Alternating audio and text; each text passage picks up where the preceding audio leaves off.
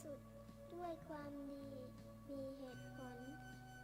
อุดมการณ์เพื่อส่วนใหญ่ใช่ส่วนตนสาธุชนน้อมบูชาค่าของครูลาแล้วลาก่อนหนูรักคุณครูคิดถึงคุณครูลาแล้วลาก่อนด้วยถึงกำหนดที่หนูต้องจองต้องขอลาก่อนสวัสดีคุณครูลาแล้วลาก่อนหนูรักคุณครูคิดถึงคุณครูลาแล้วลาก่อนด้วยถึงกำหนดที่หนูต้องจองต้องขอลาก่อนสวัสดีคุณครูคุณครูครับคุณครูคะหนูไม่อยากให้คุณครูจากพวกหนูไปเลยค่ะหนูคิดถึงคุณครูครับหนูคิดถึงคุณครูค่ะพวกหนูขอเป็นศิษย์ที่ดีของ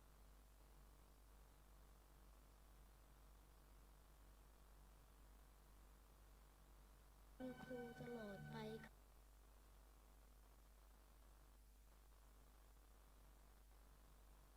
คิดถึงคุณครู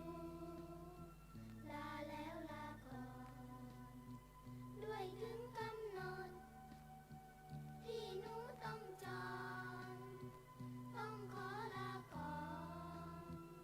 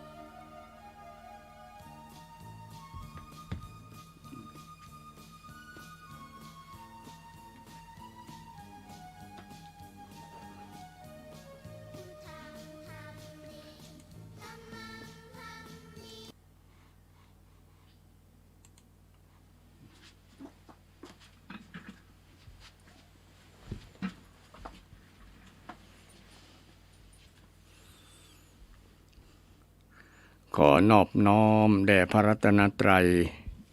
คือพระพุทธพระธรรมพระสงฆ์คุณพระทุกที่สูงล้ำคุณพระธรรมที่สูงส่งคุณพระสงฆ์ที่สูงเลิศอันก่อเกิดเป็นพระรัตนตรัยใจดีเข้าถึงพระพุทธใจบริสุทธิ์เข้าถึงพระธรรมใจงามเข้าถึงพระสงฆ์ขอถวายความเคารพพระมหาเถรานุเถระพระสงฆ์องค์เจ้าทุกรูปทุกตนขอเจริญพรพระเมตศรัทธานักศีลนักบุญท่านผู้ฟังทุกท่านทุกคนที่กำลังรับฟังรายการธรรมะเพื่อสืบสานและเพิ่มแรงบันดาลใจจากวัดชัยสถานวันนี้ต่างรายการธรรมะเพื่อสืบสานและเพิ่มแรงบันดาลใจจากวัดชัยสถานซึ่งตรงกับวันพุธที่29 พฤศจิกายน 2566ซึ่งมีท่านอาจารย์พระครูประภัสชัยคุณเจ้าคณะตำบลสันปุเลยเขต2เจ้าวาดวัดชัยสถานพร้อมกับกระผมอาตมาภาพพระครูสิริอมาราภิรัตน์วัดอมรารามสันอุ้มตำบลเชียงดอยอำเภอดอยสะเก็ดจังหวัดเชียงใหม่ได้มาดำเนินรายการธรรมะเพื่อสืบสานและเพิ่มแรงบันดาลใจจากวัดชัยสถานออกสถานีวิทยุวัดฝายหินคลื่น 104.5 เมกะเฮิรตซ์ซึ่งมีท่านอาจารย์พระครูสมุวิสุวัตรวรจิตโจเป็นนายสถานีคอยอำนวยความสะดวกกับตั้งรายการก็ต้องกราบขอบพระคุณท่านอาจารย์พระครูสมุวิสุวัตรวรจิตโจเป็นอย่างสูงครับผมที่ให้ความสะดวกกับรายการธรรมะเพื่อสืบสานและเพิ่มแรงบันดาลใจรายการนี้ออกเป็นประจำทุกวันพุธนะตั้งแต่บ่ายโมงถึง3 โมงกันไปเนาะศรัทธา7 วันมาปะกันเตื้อนะก็คือเติงหาศรัทธาท่านผู้ฟังเช่นเดียวกันศรัทธาคงจะสุขภาพแข็งแรงกันดีนะสบายดีกันทุกคนนะกินลำนอนลับกินอิ่มนอนอุ่นกันทุกคนโดยเฉพาะช่วงนี้เป็นช่วงเทศกาลบุญกฐินแล้วก็บุญทำบุญประจำเดือนช่วงเทศกาลยี่เป่งทำบุญลอยกระทงช่วงลอยกระทงซึ่งก็คงได้ร่วมกิจกรรมงานบุญกันทั้ง2 อย่างโดยเฉพาะงานบุญกฐินก็เพิ่งหมดเขตไปเมื่อวานนี้นะแต่วันก่อนพุธนะวันนี้เป็นวันที่29แล้วนะเขตของกฐินตึกแค่ยี่เป่งวันที่27เนาะวันที่27นะวันนี้วันที่29แล้วผ่านมา2 วันศรัทธาอยากจะทำบุญกฐินก็บ่ได้ทำแล้วนอกจากทำบุญผ้าป่าทำบุญอย่างอื่นนะทำบุญงาน อย่างอื่นไปนะโดยเฉพาะออกพรรษาแล้วนะก็จะมีงานแต่งงานขึ้นบ้านใหม่หรือว่างานข่าวดำ ก็มีโอกาสทำบุญกันเป็นประจำนะเป็นประจำซึ่งชาวพุทธนี้ก็เกี่ยวข้องกับบุญกับทุกเดือนอยู่แล้วโดยเฉพาะอาตมาเป็นคนอีสาน เป็นคนอีสานก็จำกรรมคนแก่คนเฒ่าเพิ่นว่าไว้ว่าฮีด12คอง14นะฮีด12คอง14นะคอง14ฮีด12คอง14นะฮีดก็คือจารีตประเพณีประจำเดือนแต่ละเดือนเนี่ยมีครบทั้ง12 เดือนตลอดปีอย่างอีสานนี่เดือนอ้ายบุญเข้ากำนะเดือนยี่นี่บุญข้าวคุณลานเดือนยี่บุญข้าวคุณล้าน เดือน3บุญเข้ากี่เดือน4บุญพระเวทนะเดือน5บุญสงกรานต์เดือน6บุญเข้าชัมหะเดือน6บุญพระเวทสมมาไปเดือน6บุญพระเวทเดือน7บุญเข้าชัมหะเดือน8บุญเข้าพรรษาเดือน9บุญเข้าประดับดินเดือน10บุญเข้าสากเดือน11บุญออกพรรษาเดือน12บุญเนี่ยบุญ กฐินและบุญลอยกระทงพร้อมกันต่างอีสานมีครบทั้ง 12 เดือนตั้งเหนือเขาก็คงจะครบเหมือนกันแหละนะอย่างเดือน4เนี่ยนะเดือนยี่นี่ผ่านมาก็คือเดือนทำบุญกฐินโดยทำบุญในช่วงลอยกระทงนี่ช่วงเดือนยี่ถ้าเป็นทางใต้มันเป็นเดือน12เนาะเดือน12แต่ทางเหนือเขานับเกินไปเกินล้ำเปิ่น2 เดือนตั้งภาคกลางภาคกลางนี่เปิ่น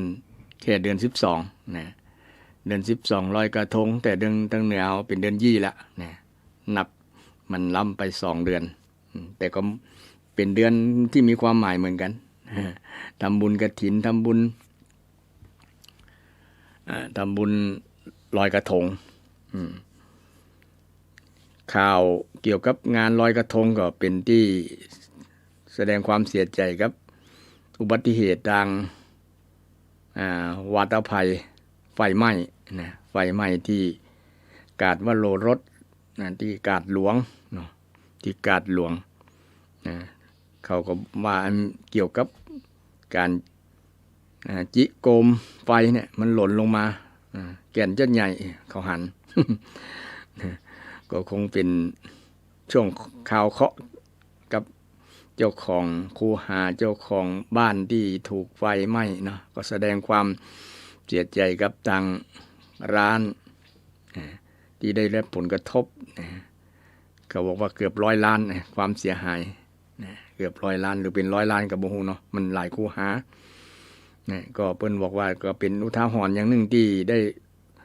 ต้องระมัดระวังทางภาคหน่วยรัฐภาคราชการเพิ่นก็ห้ามแล้วเนาะห้ามบ่ให้มีพวกนี้มัน เป็นอันตรายอย่างที่หันนะที่หันจริงมันก็ม่วนอยู่นะ แต่ว่า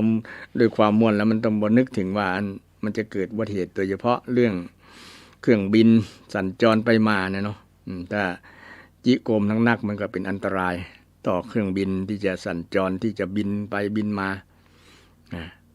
จึงก็ทำให้เกิดความเสียหายเกิดความพินาศเกี่ยวกับทรัพย์สินแม้แต่ชีวิตก็อาจจะเกิดขึ้นได้แต่ไปถูกเครื่องบินเครื่องบินโดยเฉพาะไปถูกเครื่องของเครื่องบินก็จะเกิดระเบิดหรือว่าเกิดเรือบินตกลงมาทำให้ถ้าได้ตกแล้วก็คนที่ผู้โดยสารอยู่ในเครื่องบินทั้งหมดก็คงจะเสียชีวิตกันคงจะรอดยากก็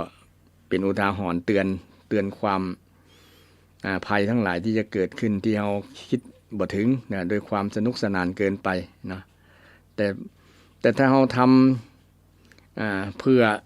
ทำไม่ใช่ทำเผื่อทำคิดเพื่อว่ามันจะเป็นอุบัติเหตุเนี่ยเนาะบ่ทำคือไส้มันใหญ่เกินไปมันไหม้บ่เสี่ยงนะมันก็เลยเป็นมันก็เลยเกิดอุบัติเหตุทางวัฏภัยไฟไหม้เพราะว่าเกี่ยวกับความคำนวณเรื่องจุดไฟโกมไฟเนี่ยเนาะมันใหญ่เกินไปมันใหญ่เกินไปมันบ่ดับแต่มันดับบนอากาศมันก็บ่มีปัญหาแต่มันยังคงค้างอยู่เชื้อเพลิงมันยังไหม้บ่เสี่ยงด้วยนะมันก็เป็นอันตรายก็มีไฟไหม้เกือบทุกปีแล้วแต่ว่ามันเขาดับตันเนาะอันที่มันหล่นลงมา เขาดับตันไปไหม้ป่าพ่องไปไหม้นึงพ่องส่วนนักไปไหม้ป่าก็บ่มีปัญหาไปไหม้บ้านคนตกใส่บ้านคนตกใส่อาคารบ้านเรือนที่ มันเป็นเจือโดยเฉพาะร้านค้าร้านอย่างที่มันหันภาพแล้วคนคัวคนยังออกแต่บ่ตัน เพราะว่ามันเกิดช่วงตี3เนาะตี3ของวันคืนที่28นะก็เมื่อคืนที่27เนี่ยช่วงต่อรอยต่อระหว่าง27 28นะเป็นคือนับเป็นวันที่28ละก็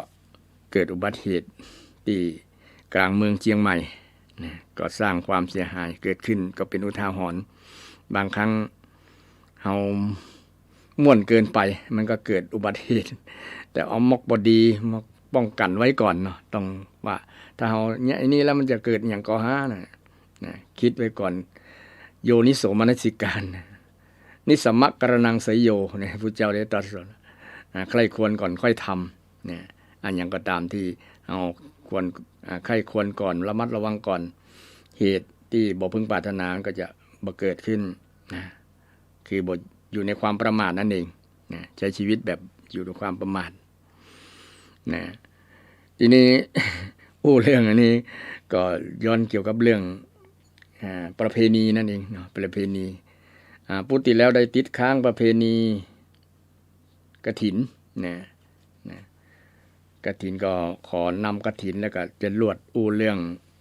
ประเพณีลอยกระทงด้วยเนาะประเพณีปิดความเป็นมาอย่างต่างๆความหมายปริศนาธรรมที่เกิดจากที่เราได้ร่วมกิจกรรมทำบุญช่วงงานยี่เป่งเนี่ยนะงานยี่เป่งงานลอยกระทงเนี่ยมันเขาทำเพื่ออย่างมีวัตถุประสงค์อย่างแล้วได้สาระประโยชน์จะได้พ่องเนี่ยก็จะนำมาเล่ากันในวันนี้ตัวเนาะก็ย้อนไปต่อ ปุติแล้วที่ติดค้างไว้เกี่ยวกับประวัตินางวิสาขาเพราะว่านางวิสาขาเนี่ยเป็นมหาอุบาสิกาเนี่ยเป็นบุคคลตัวอย่างแบบอย่างของสตรีทั่วโลกก็ว่าได้นะนางมีความงามทั้ง5อย่างนะ5อย่างมีความงามมีผมงามผิวงามกระดูกงามนะวัยงาม งามทั้ง5อย่างเนี่ยนะเป็นความงามของนางวิสาขานะกำกำจาก็งามกิริยามารยาทนะรูปร่างงามทุกอย่างบ่มีทิฏฐิถึงนางจึงได้เป็น ได้เป็นที่จารึกประวัติของนางไว้จนถึงปัจจุบันนี้ 2,000 กว่าปีมาแล้วนะคนจำได้ก็แสดงว่านางมีดี เป็นเอตทัคคะของมหาบาสิกาเอตทัคคะผู้เลิศนั่นเองเลิศนะคนที่เป็นแม่ยิงเนี่ยเขาจะเล่าเหมือนนางวิสาขาเนาะมีความงามทั้งงามภายนอกงามภายในศรัทธาท่านผู้ฟังอยู่ที่เป็นแม่ยิงก็คงจะมีความงามในหลายอย่างโดยเฉพาะใจงามเนาะใจงามนี่เพิ่มเป็นชะกัลยาณีชะกัลยาชะแปลว่า6เนาะเพิ่มความงามอีก6เนี่ยคือมีจิตใจงดงามเนี่ยศรัทธาญาติโยมแม่ยิงหลายๆท่านหลายคนมีจิตใจงดงามนะจิตใจงดงามมีธรรมะมีศีลธรรมอยู่ในจิตในใจนะซึ่งเป็นบุคคลแบบอย่างกับลูกกับหลานก็มีนักปีหลายในส่วนนี้ก็ต้องชื่นชมอนุโมทนาในความงามนะงามน้ำใจของศรัทธานะที่เป็นต้นแบบเป็นแบบอย่างให้กับลูกกับหลานนะเป็นต้นแบบให้กับลูกกับหลานโดยเฉพาะ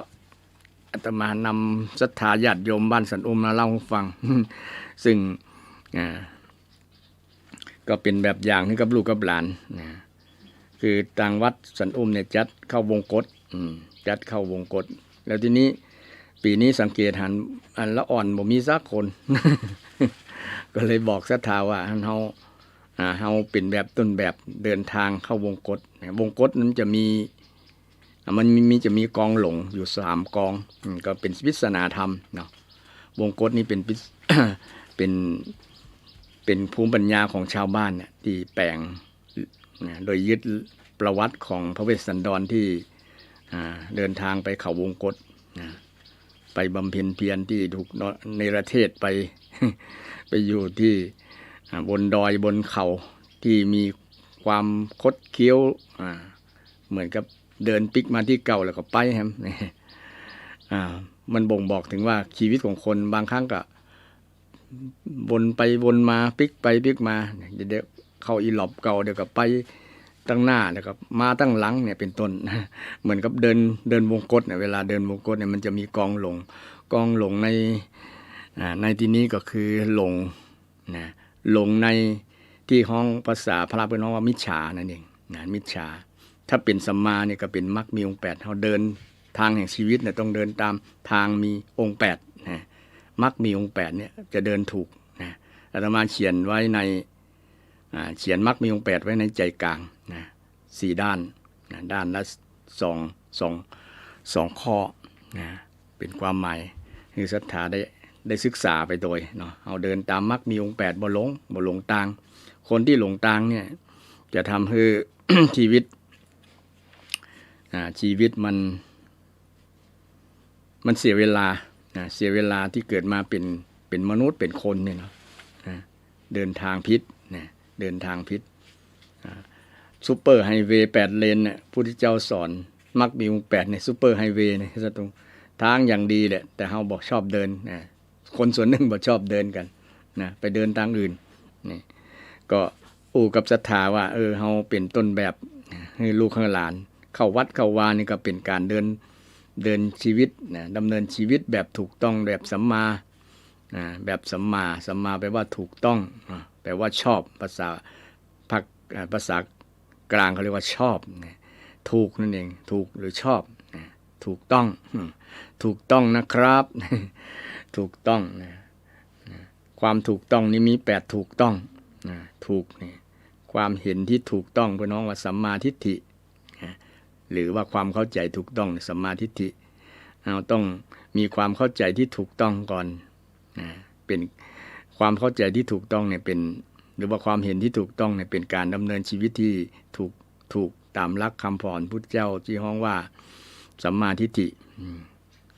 แต่วันนั้นมีคณะโรงเรียนวันนั้นคือก่อนยี่เป็งวันหนึ่งมีนักเรียนร้องขี้เล็กซึ่งมีครูเคยเป็นน้อยเป็นนานก็ได้ทราบข่าวว่าวัดสันอุ้มแปลงวงกฏก็เลยนำนักเรียนมาศึกษามาเข้าวงกฏอาตมาก็ถามละอ่อนว่าความเป็นมาและความหมายของวงกฏนี้คืออย่างก็เป็นที่น่าภูมิใจเพราะว่า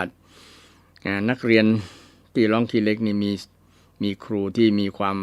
รู้เรื่องวงกฏเรื่องพุทธศาสนาดีมีละอ่อนเป็นพ่อใจคนหนึ่งตอบว่าการเข้าวงกฏนี่คือเข้าบ่ให้หลงเข้าบ่ให้หลงหรือหลงทางนี่การตอบประทับใจมากทีเดียวเวลาเฮาเข้าวงกฏนี่เดินเข้าแล้วไปถูกทางถ้าเดินผิดทางก็หลงกองหลงนะมันจะมีกองหลงต้องถอยหลังมาตั้งหลักใหม่ตั้งหลักใหม่มันเป็นปริศนาธรรมสอนที่จริงนะก็เป็นปริศนาธรรมสอนทีนี้เรื่องนี้ยั้งไว้ก่อนเนาะมาเรื่องนางวิสาขาก่อน ยังมาจบเด้อเกี่ยวกับกฐินอันจริงกฐินเนี่ยศรัทธาท่านผู้ฟังเป็นผ้าชื่อของผ้าเนาะเป็นชื่อของผ้าเป็นชื่อของไม้แบบสะดึงหรือว่าไม้แบบแต่ก่อนตัวเจ้าเนี่ยแปลงบ่มี บ่มีผ้าที่ศรัทธามาถวายแบบปัจจุบันเนี่ยนะต้องไปเสาะผ้าเองหลังจากออกพรรษาแล้วไปเสาะผ้าที่เปื้อนฝุ่นเปื้อนห้องผ้าบังสุกุลเนี่ยผ้าที่คนเอาขว้างแล้วนะบ่ใจแล้วนะตัวเจ้าต้องเก็บมาซักทำความสะอาดแล้วก็มาเย็บมาย้อมนะย้อมด้วยน้ำฝาดนี่ย้อมด้วยน้ำฝาด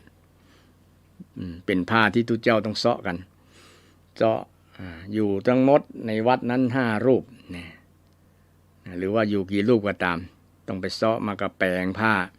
แปลงแล้วก็จะยกขึ้นไผ่วันนั้นนะ เมื่อเสร็จนะเมื่อไปเสาะผ้ามาพอที่จะทำแล้วผ้าที่จะทำนี้ต้องอย่างน้อย5ขัน5ขันที่จะเป็นผ้า5ขันนี้ขันหมายถึงส่วนเป็นส่วนเป็นต้นนะขันแปลว่า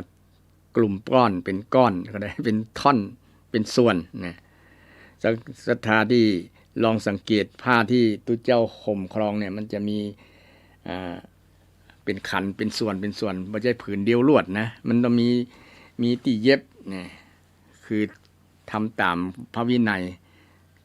เพราะว่าสมัยแต่ก่อนนั้นผ้ามันบ่มีผืนใหญ่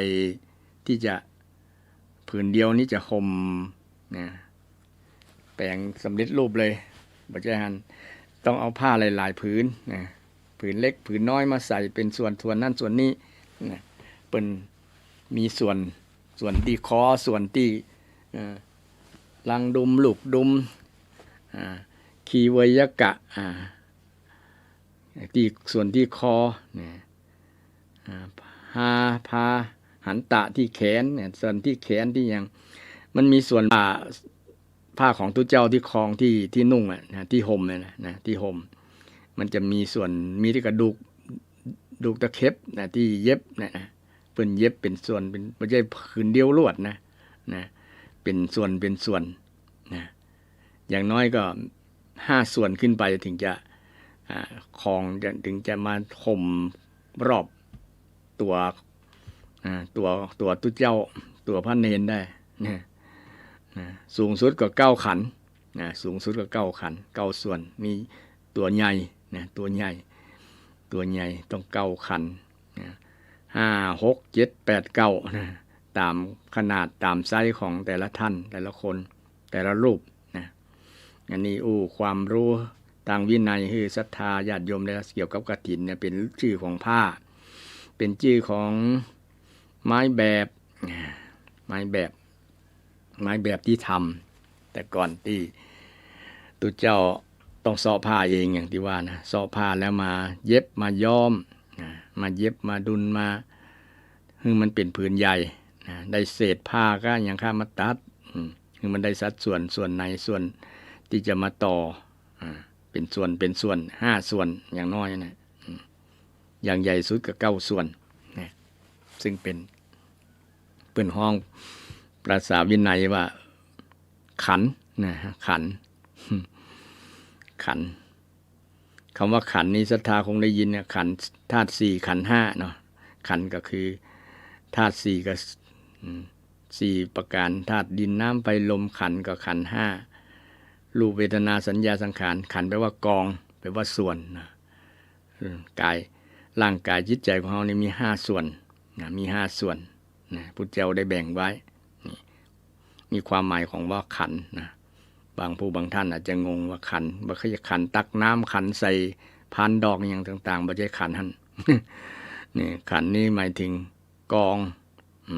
แปลว่าส่วนก็ได้นะอันนี้ความหมายเรื่องผ้าที่มีเป็นขันเป็นเป็นส่วนนะสัดส่วนนั่นก็ดูแบบคันนาของชาวมคธนะพระอานนท์แต่งผ้าครั้งแรกนะถามว่าจะเอาแบบไหนนะพระพุทธเจ้าก็ออกแบบให้เป็นดีไซเนอร์เป็นอย่างก็เป็นสถาปนิกออกแบบให้อานนท์ก็บอกอานนท์ว่านั่นคณะของชาวมคธมันเป็นตารางเป็นเส้นมีหนายาวพ่องสั้นพ่องแบบนั้นละทำแบบนั้นพระอานนท์ก็เลยท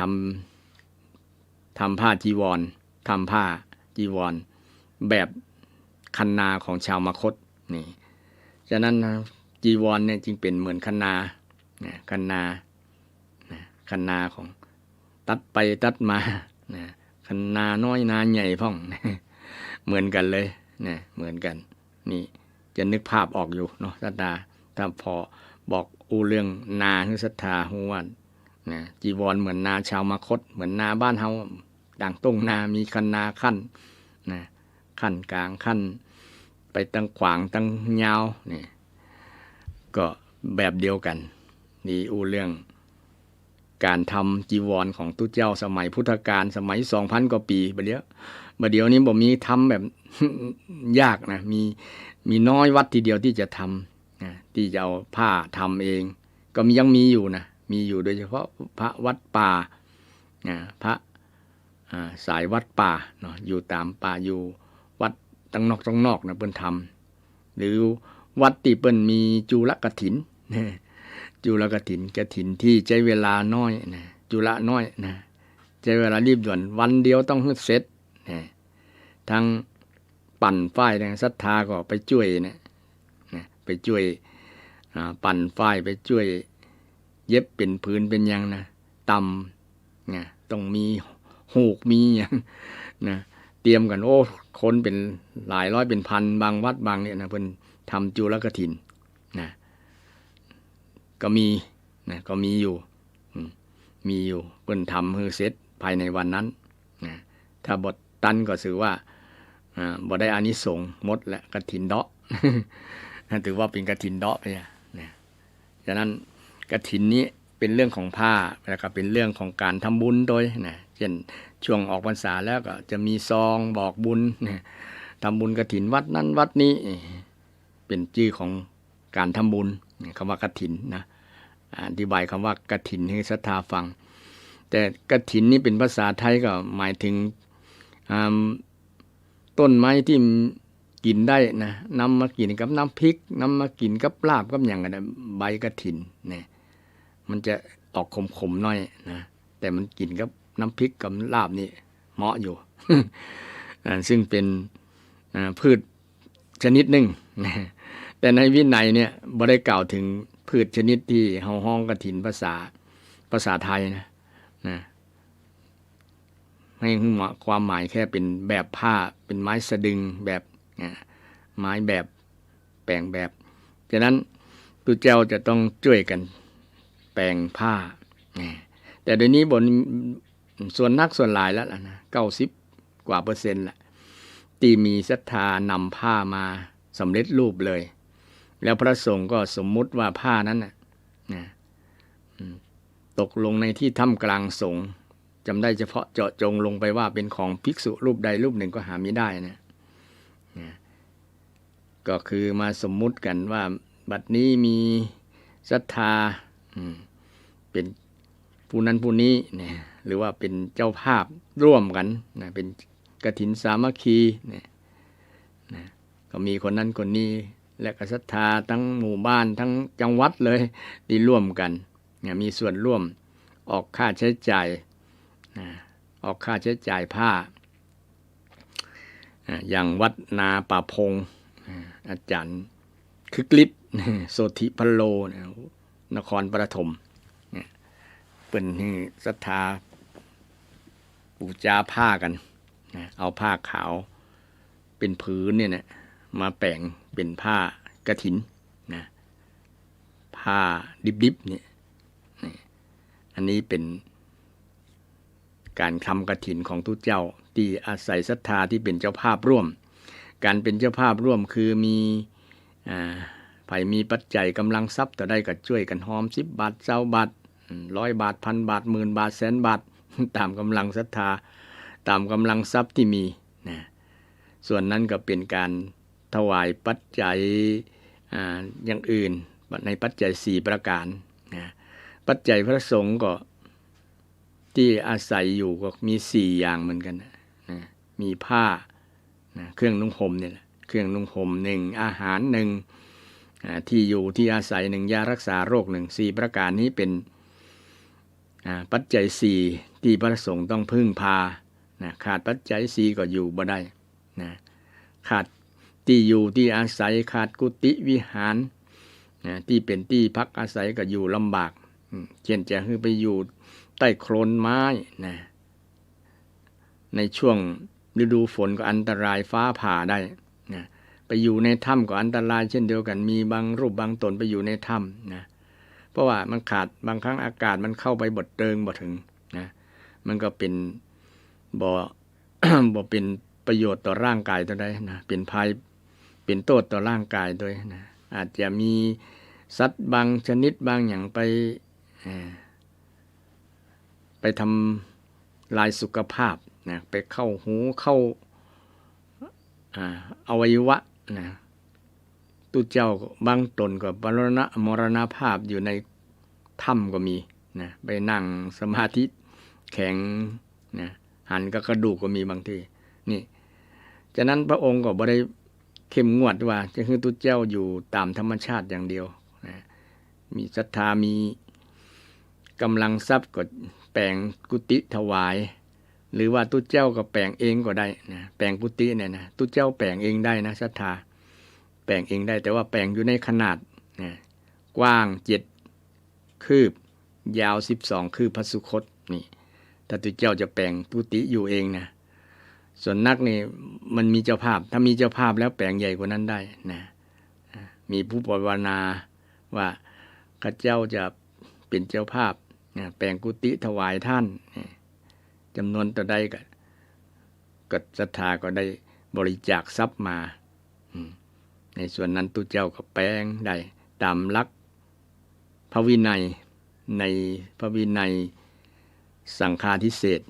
13สิกขาบทอยู่ในบทที่6ที่7นี่ศรัทธาลองศึกษาดูก็ได้ว่าตุเจ้า บางตนเพิ่นแปลงกุฏิแปลงอีหยังแปลงเสนาสนะได้วะบางคนอาจสงสัยมันอยู่ในวินัยเพิ่นอนุญาตวินัยอนุญาตได้นะแปลงได้นะศรัทธาแต่แปลงแล้วบ่เบียดเบียนศรัทธามีตุเจ้าบางสมัยพุทธกาลหรอไปขอไม้ขอหยังเนี่ยมันเบียดเบียนศรัทธานะ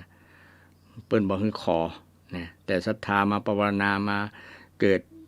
ความประสงค์นะเกิดศรัทธาเลื่อมใสอยากจะแปลงกุฏิแปลงวิหารให้ตุเจ้าอยู่เนี่ยนะก็เป็นสิ่งที่ทำได้นะเป็นสิ่งที่ทำได้ตุเจ้าก็สามารถทำได้แต่ถ้าไปขอไปขี่เปิ้น ไปบังคับฮือเปิ้นฮืออันนั้นฮืออันนี้เนี่ยก็เดือดร้อนศรัทธานี่ผิดวินัยแต่ถ้ามีศรัทธาตานเดี๋ยวนี้ง่ายศรัทธาทำแปลงกุฏิโอบางที่บางแห่งงามนะงามอย่างพระราชวัง นะงามอย่างพระราชวังอย่างคฤหาสน์นะเพราะด้วยแรงศรัทธาด้วยความเลื่อมใสในพุทธศาสนาปูจาคุณของพระพุทธพระธรรมพระสงฆ์เนี่ยเพิ่นก็สละเวลาสละทรัพย์เงินทองมาแปลงนี่ก็เป็นปัจจัยสำคัญที่ทุกเจ้าจะอยู่อาศัยนะที่อยู่อาศัยนี้ก็เป็นปัจจัยสำคัญของพระสงฆ์พระสงฆ์จะไปอยู่วัดอยู่ที่ในป่าอยู่โคนต้นไม้ฟ้าผ่าตายได้นะมรณภาพได้อยู่ในถ้ำก็อย่างที่กล่าวแล้วนะอยู่ในที่อื่นนะมันก็บ่ปลอดภัยโดยเฉพาะหน้าฝนเนาะหน้าฝนนี่อันตรายแต่ออกพรรษาแล้วเนี่ยมันมีในบทบัญญัติพระวินัยเหมือนกันว่าห้ามตุเจ้าอยู่โคนต้นไม้เกิน4เดือนนะก็คืออยู่ในช่วงอยู่ในช่วงเข้าพรรษานะช่วงเข้าพรรษานะมันจะเป็นฤดูฝนเนาะเพิ่นห้ามช่วงนี้นะห้ามพุทธเจ้าก็มองการไกลหรอกลัวอันตรายจะเกิดกับตุเจ้านะ เกิดกับตุเจ้าเนี่ยถ้าไปรับกรรมของเทวทัตเทวทัตเคยเสนอแล้วห้ามตุเจ้าอยู่ในบ้านนะพาอยู่ในบ้านนั่นนะเป็นอาบัติมีความผิดนะ มีความผิดนะพุทธเจ้าก็มองว่าก็แล้วแต่เหตุปัจจัยถ้ามันบ่ไปเบียดเบียนและก็บ่เป็นอันตรายต่อพระสงฆ์ก็อนุญาตได้อย่างเช่นว่าอยู่ป่าเนี่ยห้ามอยู่เกินโดยเฉพาะช่วงเข้าพรรษาฤดูฝนเนี่ย4 เดือนช่วง4 เดือนเนี่ยมาอยู่ที่ปลอดภัยอยู่กุฏิที่ศรัทธาแปลงฮื้อนี่ซึ่งเป็นสิ่งที่พระพุทธองค์ทรงมองการไกลเลยทรงบัญญัติไว้บทตัวใจเทวทัตที่เสนอเทวทัตเสนอหลายอย่างแล้วห้ามทุกเจ้ากินเนื้อกินปลากินมุเนี่ยนะ ห้ามไปกินทุกเจ้าตนได้กินพุทธเจ้าก็มีความปราดเปรื่องความสามารถความรู้มีสติปัญญานะฮู้ว่านะเกี่ยวกับเรื่องนี้วันหน้าจะได้นำมาเล่าให้ศรัทธาฟัง หมู่ที่ข้อที่เทวทัตเสนอเหมือนกับกฎหมายกฎหมายรัฐธรรมนูญเนี่ยนะ เสนอเป็นรัฐธรรมนูญของทุกเจ้าถ้าพระองค์ทรงรับในสมัยนั้นเนี่ยทุกเจ้าก็เดือดร้อนแน่นอนนะฉันปลาฉันเนื้อฉันอาหารที่ศรัทธากินกันนะกินฉันบ่ได้ละนะลาบลู่มื้อนี้ฉันบ่ได้ละ เพราะว่าเทวทัตไปเสนอข้อนี้นะแต่พระองค์ทรงตรัสว่าถ้าบ่ได้หันบ่ได้ไปขอเนี่ยบ่ได้หันบ่ได้ยินบ่ได้รังเกียจก็ฉันไปเถอะบ่เป็นหยังบ่ผิดอาบัตินะบ่ผิดศีลนะฉันไปแต่ถ้าบ่บอกโยมวันผูกนะต้มไก่นะเอา เอาลาบมาให้กินกำเนิดเนี่ยมันจะผิดวินัยนะผิดวินัยแต่ไปบอกเจาะจงเนาะบอกชื่อเนี่ยบอกเจาะจงตัวเจ้านี้ไปเป็นผู้ขอที่ไม่ได้ขอด้วยวาจาแต่ขอด้วยกายนะเช่นไปบิณฑบาตไปกุมบาตขอด้วยกายนี่เรื่องวินัยศรัทธาญาติโยมฟังนักทีเดียวละเนี่ยเกี่ยวกับวินัยของพระสงฆ์เนี่ยก็เป็นความรู้ไว้ใช่ว่าใส่บาตรแบกหามเนาะศรัทธารู้ไว้จะได้ปฏิบัติถูกนะปฏิบัติถูกนะเกี่ยวกับเรื่องนางวิสาขาเนี่ย ยาวมาถึงเรื่องวินัยเรื่องผ้าเนี่ยเรื่องผ้ากฐินเนี่ยเรื่องผ้ากฐินนะผ้ากฐินนางวิสาขานี่ประวัติก็มีนักมีหลายเคยเล่าศรัทธาฟังไปวันพุธที่แล้วเนาะว่ามีความงาม5ประการ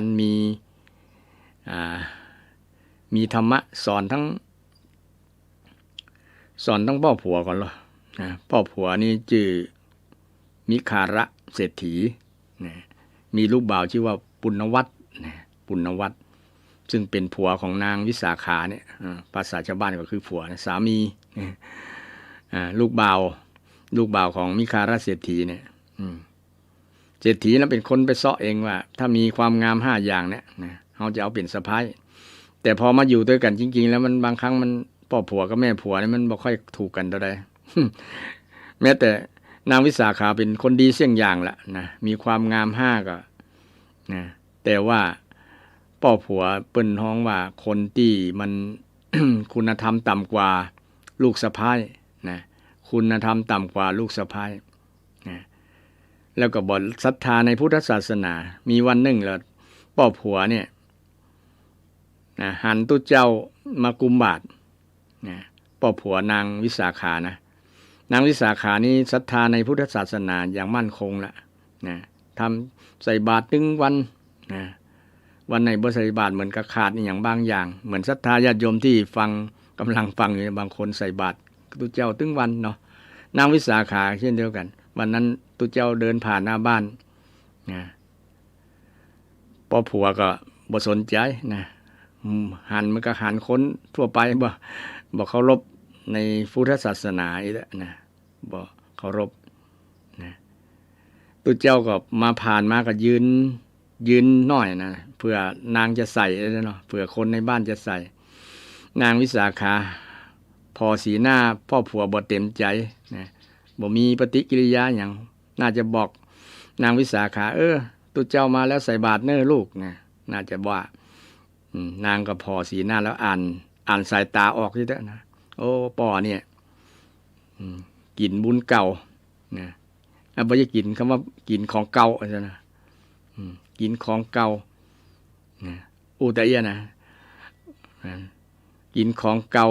นะตุเจ้าไปเดินไปทางหน้าเตอะเด้อนะเด้อเจ้าข้านะไปทางหน้าเตอะใบบ้านหน้าเตอะนะบ้านนี้เจ้าของเพิ่นกินของเก่า นะบ้านนี้เจ้าของกินของเก่าไอ้คำว่ากินของเก่านะมันกินอกกินใจมันแทงทิ่มอกทิ่มใจทิ่มแทงจิตใจของพ่อผัวอย่างขนาดเลยล่ะนะหูฮ้อนทันทีเลยฟังแล้วแม่ยิงลูกสะใภ้นี่มันยังมาจะอีนะยังเก็บความรู้สึกนะเก็บกดไว้อย่างมากเลยนะพอผ่านไปแล้วก็หล่นเข้ามาหานางนะสู่ยังจะอีเนี่ยนะหมายความว่าจะได้ โคตรทันทีนะโคตรเสียงดังทันทีเลยนะบอกคือความเคารพข้านะหมายความว่าจะได้ ว่าข้ากินของเก่าของบูดของเน่าเขาบ้านเขาบอก เขาบ่เคยกินของบูดของเน่าเนี่ยนางวิสาขาก็จาด้วยความไพเราะนะด้วยความสงบเงียบนะด้วยความอ่อนน้อมด้วยความอ่อนหวานนะพ่อใจเย็นๆข้าเจ้าบ่ได้หมายถึงอันนั้นนะเจ้าหมายถึงบุญเก่านะบุญเก่ากินบุญเก่าถึงวันนี้พ่ออยู่สบายก็เพราะมีบุญเก่าได้ใจเนี่ยเงินทองทั้งหลายเนี่ยเป็นบุญเก่าของพ่อนะทรัพย์สินเงินทองของใจทั้งหลายเป็นบุญเก่าของพ่อเนี่ยได้กิน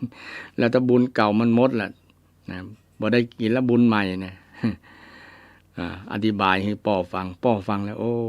แม่หญิงคนนี้มีธรรมะลึกซึ้ง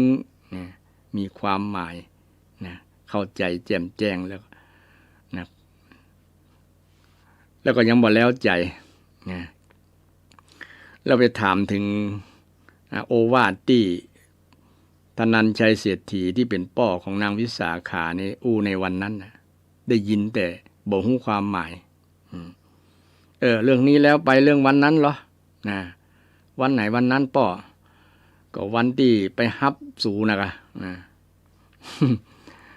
ะไปฮับที่บ้านบ่นะฮับมาอยู่เนี่ยนะ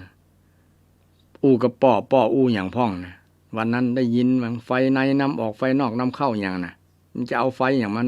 เข้าเฮือนออกเฮือนจะได้ นะนางก็เลยถือโอกาสอธิบายธรรมะให้ป้อผัวฟังนะไฟในอย่านำออกก็หมายถึงความบ่ดีทั้งหลายนะเรื่องราวทั้งหลายภายในบ้านเนี่ยอย่าไปเล่าขวัญให้คนอื่นฟังอย่านำไปเล่าให้คนข้างนอกฟังเนี่ยเพราะว่าเรื่องเหล่านี้เปรียบเหมือนไฟนะมันบ่ดีนี่แต่นะป้อฟังแล้วก็เข้าใจแต่ก็นะมันเป็นไฟ นะเป็นไฟนางอันป้อก็ถามไอ้ไ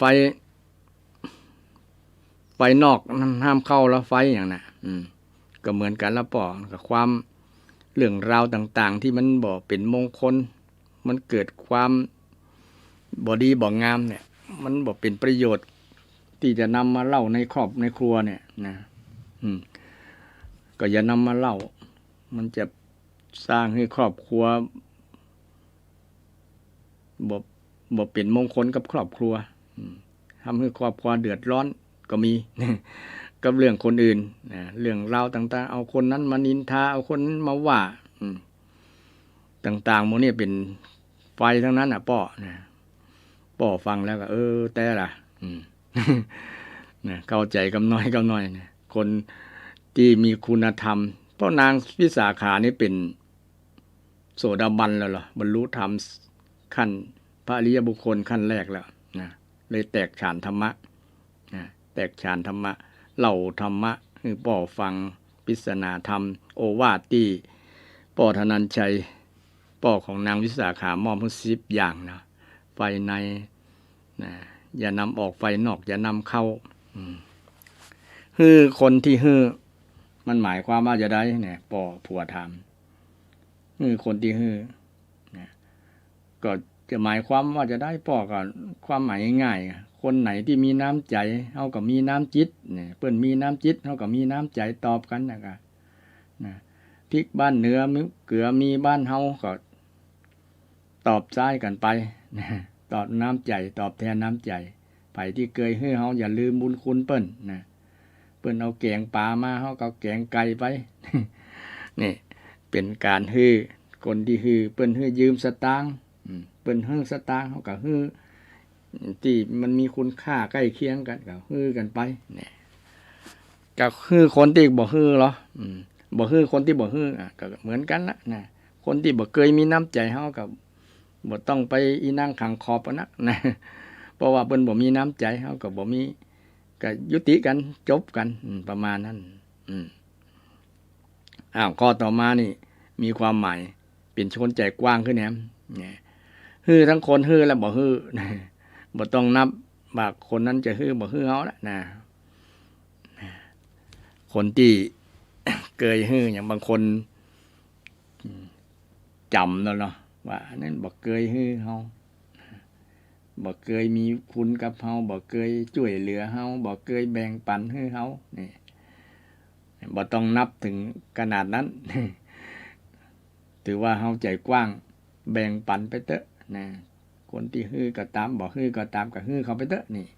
เป็นคนที่พัฒนาจิตใจกว้างขึ้นแหมบ่ต้องจำว่าคนไหนบ่นะก็บ่หมดเป็นคนใจกว้างเพิ่มแหมนี่พอผัวนั่งฟังแล้วโอ้แต่ละเนาะ เราต้องพัฒนาจิตใจนะต้องฮือเป็นคนฮือก่อนนะบ่ใช่ว่าจะรับก่อนบางคนชอบรับชอบเอาเนาะชอบเอาก่อนบ่เคยฮือก็มีนี่บ่เคยฮือก็มีนี่ข้อต่อมาข้อที่5นั่งฮือเป็นสุขนี่มันจะได้นั่งฮือเป็นสุขก็คนที่เป็นคนมีอายุน้อยกว่าเป็นคนเป็นลูกเป็นหลานต้องมีสัมมาคารวะนะนั่งอย่านั่งที่สูงกว่าผู้หลักผู้ใหญ่นะรู้จักที่ต่ำที่สูงนะนั่งต้องนึกถึงนั้นตัวนะในวินัยมีหรอศรัทธาท่านผู้ฟังนะมีวัดปฏิบัติของพระอานนท์นะพระอานนท์บอกเคยเป็นนั่งอาสนะของพระพุทธเจ้านะที่ปูไว้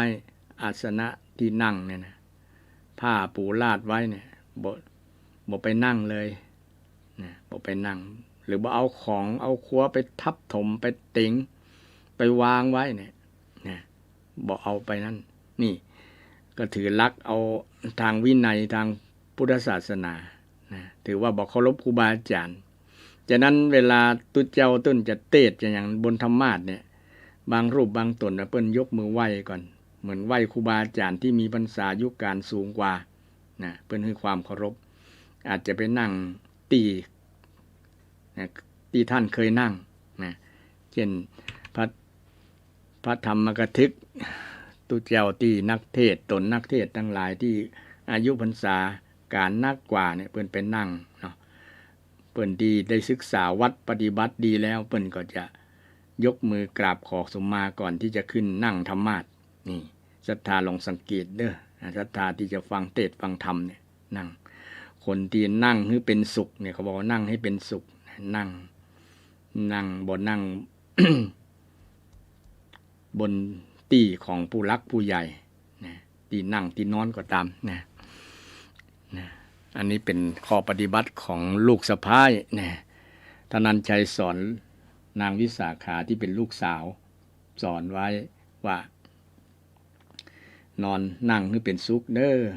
นะนอนให้เป็นสุขเด้อนี่พูดที่แล้ว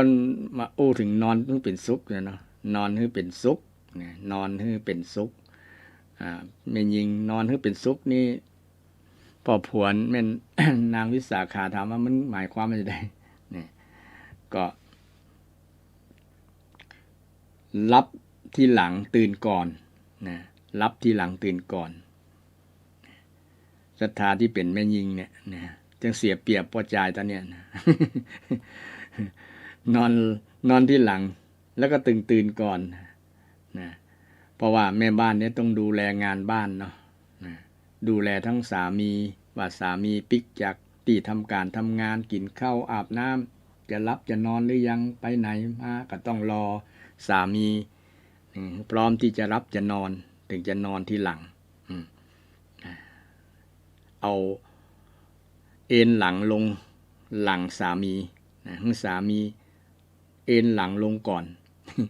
นี่นอนทีหลังแล้วก็ตื่นก่อนเลยนะตื่นก่อนต้องมาหุงข้าวหุงปลาเป่าไฟดังไฟนึ่งข้าวเนาะถ้าเป็นมาเดียวนี่แต่เดี๋ยวนี้บ่ได้นึ่งแล้วนะซื้อที่กาดเอา แต่ก็ต้องไปจ่ายกาดอยู่ดีนะแม่บ้านต้องไปจ่ายกาดต้องไปซื้ออาหารการกินมาเลี้ยงคนในครอบครัวมาดูแลปฏิบัติพัดปู่สามีและครอบครัวนี่เป็นหน้าที่ของแม่สีเรือนนะแม่สีเรือนนางวิสาขาอธิบายเป็นข้อให้ฟังนะพ่อผัวก็เข้าใจกำน้อยเปิงอกเปิงใจภูมิใจในความเป็นลูกสะใภ้ของตัวเก่านะความปลื้มจิตปลื้มใจเนี่ยน้ำตามันค่อยซึมทีน้อยว่ามันรู้ตัวว่าไปคิดผิดกับลูกสะใภ้นะแล้วก็ยังมีข้อต่อไปก็กินให้เป็นสุขเนี่ยเนาะกินก็ต้องให้ความพร้อมกันกินให้เป็นสุขนะบางคนเดี๋ยวนี้วัฒนธรรมคนเนี่ย กินก่อนพ่อก่อนแม่ก็มีนักนะคนแต่ก่อนนี่เปิ้นจะกินพร้อมกันแต่ว่าคนที่เป็นพ่อเป็นแม่แหละลงมือก่อนนะกำจ้อนตักเข้าตักกับแกงก่อนเนาะนะเข้าปากก่อนนะอันตมาเป็นตู้เจ้าก็เหมือนกันละนะต้องให้พระสงฆ์ที่เป็นผู้มีพรรษายุคการก่อนเนี่ยลงมือฉันนะค่อยฉันที่หลังค่อยคันเป็นลำดับไปนี่ก็ถือเอาลักษณ์ของพระพุทธศาสนาลักษณ์วินัย ในเสกีวัดก็มีศรัทธาเกี่ยวกับเรื่องคบจันทร์ต่างๆนี่ก็เป็นข้อปฏิบัติของนางวิสาขาปฏิบัติต่อพ่อผัวแม่ผัวแล้วก็พ่อผัวนี่สงสัยก็เลยแม่ถามก็เลยอธิบายให้พ่อผัวฟังนะกินนี่เป็นสุขนะปูจาไฟนะอันนี้พ่อผัวก็ยิ่งสงสัยมันอย่างไฟนางวิสาขากับพ่อกับแม่เนี่ยพ่อผัวแม่ผัวนี่แหละเปรียบเหมือนไฟภายในบ้านนะต้องบำเรอไฟนะบำรุงบำเรอต้องเอาใจใส่ต้องปฏิบัติพัดปู่อย่างดีนะฉะนั้นไฟมันจะไหม้ปิกไหม้นะต้องกำดีๆต้องรู้จักวิธียุบไฟนะต้องรู้วิธีบำเรอนะดูแลปฏิบัติเทคแคร์พ่อผัวแม่ผัวเป็นอย่างดีเพราะว่าพ่อผัวแม่ผัวเปรียบเหมือนไฟภายในนี่ข้อสุดท้ายข้อที่10บูชาเทวดาพ่อผัวแม่ผัวเหมือนกับเทวดาเหมือนเทวดาก็ต้องบูชาเทวดาบอกว่าจะทำอย่างต้องนึกถึงเทวดา2 องค์พ่อผัวแม่ผัวนอกจากพ่อตัวแม่ของตัวแล้วพ่อผัวแม่ผัวก็สำคัญเหมือนเทวดาทั้ง10 ประการนี้เป็นคุณธรรมที่นางวิสาขาอธิบายให้กับมิคาระเศรษฐีนั่งฟังแล้วด้วยความปราบปลื้มยินดีด้วยความยอมรับในเหตุในผลในธรรมะที่นางวิสาขาเหมือนกับตู้เจ้าเตศให้ท่านผู้ฟังทั้งหลายฟังอุปมาประไมยเหมือนกันนางวิสาขาเป็นพระอริยบุคคลแล้วนะเตศให้พ่อผัวที่ยังบ่ได้อริยบุคคลได้ฟังโดยเฉพาะข้อคิดข้อปฏิบัติต่อพ่อผัวแม่ผัวที่พ่อของนางวิสาขาคือธนัญชัยเศรษฐีเนี่ยได้มอบให้กับลูกสาว10 ข้อเนี่ยลูกอย่าลืมเน้อนะปฏิบัติให้ดีก็ได้ปฏิบัติอย่างดีแต่นางวิสาขาก็บ่ลืมคำสอนพ่อธนัญชัยเศรษฐีเนี่ยเป็นพ่อของนางวิสาขาสอนลูก10 ประการโอวาท10 ข้อเนี่ยนางก็นำมาใช้แล้วก็มาสอนพ่อผัวด้วยหรอพ่อผัวมันเป็นบ่นับถือพุทธศาสนาที่แรกแล้วเนาะแต่พอได้ฟังคำบรรยายคำอธิบายจากนางวิสาขาแล้วนะเหมือนกับตู้เจ้าเต้นึงฟังเนี่ยพ่อผัวก็เลยเข้าใจโอ้เฮาได้ลูกสะใภ้สุดยอดละนะบ่มีที่ไหนไปเสาะหาที่ไหนบ่มีแล้วนะปลื้มอกปลื้มใจนะเข้ามาโผกอดนางวิสาขาลูกสะใภ้นะมาดูดนมลูกสะใภ้นะมันเป็นประเพณีสมัยนั้นครับแบบเหมือนแม่นะเหมือนลูกที่จะดูดนมแม่นะเหมือนลูกที่หิวนมแล้วดูดนมแม่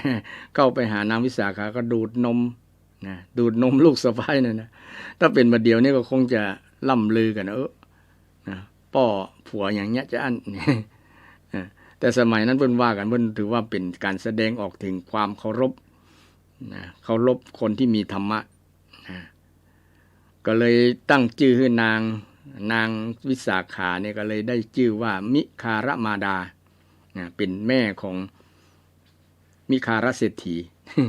มิคารมารดาเนี่ยลูกสะใภ้ ที่มีคุณธรรมได้บรรลุธรรมตั้งสมัย7 ขวบแล้ว7 ปีนะบรรลุธรรมโสดาบันนะนางวิสาขาบรรลุธรรมโสดาบันก็ได้มีคุณธรรมสูงนะป่อผัวว่าจะได้กับบ่โคตรนะแต่กลับกันกับมีเมตตาเจริญเมตตากับป่อกรุณากับป่อผัวแม่ผัวก็เป็นที่ช่วงหนึ่งที่นางได้มีโอกาสแสดงธรรม แสดงโอวาทให้กับป่อก็เลยนับถือเป็นแม่เนี่ยการฮ้องกันเป็นแม่เนี่ยมาจากเรื่องนี้ตัวนะศรัทธาป่อแม่เนี่ยคนที่ฮ้องปุ่นป่อเป็นแม่เนี่ยคือมีคุณธรรมสูงเนี่ยคุณธรรมไม่ใช่ความวุฒิภาวะเรื่องกายอย่างเดียวเรื่องการเกิดอายุเรื่องอายุอย่างเดียวมองถึงเรื่องคุณธรรมบางคนอายุน้อยๆแต่ว่าความคิดเป็นผู้ใหญ่เป็นเหมือนกับพ่อกับแม่นะบางคนศรัทธาแต่บางคนอายุนักแล้วเนี่ยความคิดเหมือนละอ่อน อย่างมิคาลเศรษฐีเนี่ยความคิดเหมือนละอ่อนเอาแต่บางครั้งน้อยอกมองใจเนี่ยบ่ชอบลูกสะใภ้บ่ชอบขี้หน้าแต่เมื่อได้ฟังทำจากนางวิสาขาแล้วเนี่ยนะมิคาระก็เลยยอมจำนนต่อลูกสะใภ้ในที่สุดก็ชีวิตของนางวิสาขาก็มีแต่ราบรื่นบ่มีอุปสรรคปัญหาแล้วก็พ่อผัวแม่ผัวนะไปกันได้อย่างดีพ่อผัวแม่ผัวกับสมาทานตนเป็นพุทธมามกะตั้งตนเป็นพุทธมามกะคือนับถือพุทธศาสนาตั้งแต่นั้นเป็นต้นมาหันพระสงฆ์องค์เจ้าไปที่ไหนก็ยกมือไหว้กราบไหว้แล้วก็ไปฟังเทศน์ฟังธรรมกับตู้เจ้าหันยามเจ้าก็ใส่บาตรมันใส่บาตรทุกวันตั้งแต่นั้นมาเนี่ยพอได้นางวิสาขาเป็นลูกสะใภ้ได้ลูกสะใภ้ที่ดีเนี่ยได้ลูกสะใภ้ที่ดีนี่ประวัติของนางวิสาขาเล่าให้ศรัทธาฟังว่าเป็นบุคคลต้นแบบเป็นบุคคลมีความดีความงามหลายอย่างเป็นมหาอุบาสิกานี่กับชาวพุทธเป็นแบบกับชาวพุทธทั้งหลายศรัทธาได้ฟังเรื่องนางวิสาขามีอย่างจะเพิ่มเติมก็เรียนเชิญเจริญพรในเดือน053114332นะ053114332นะพยายามธรรมะโอวาทของนางวิสาขาไปใจก็ได้นะเพราะว่าสังคมไทยประเดี๋ยวนี้บางครั้งเนี่ยเอาไฟในเนี่ยนำออกไฟนอกนำเข้านะมีปัญหานะพ่อผัวแม่ผัวพ่อเมียแม่เมียเนี่ยกับลูกเขยลูกจ้ายนี่ก็เข้ากันยากลำบากเพราะว่ามันบ่มีคุณธรรมต่อกันบ่เปิดใจเข้าหากันนะบ่อ่อนเข้าหากันนะแล้วก็เลยอยู่กันลำบากอยู่ไผอยู่มันเป็นที่มาของ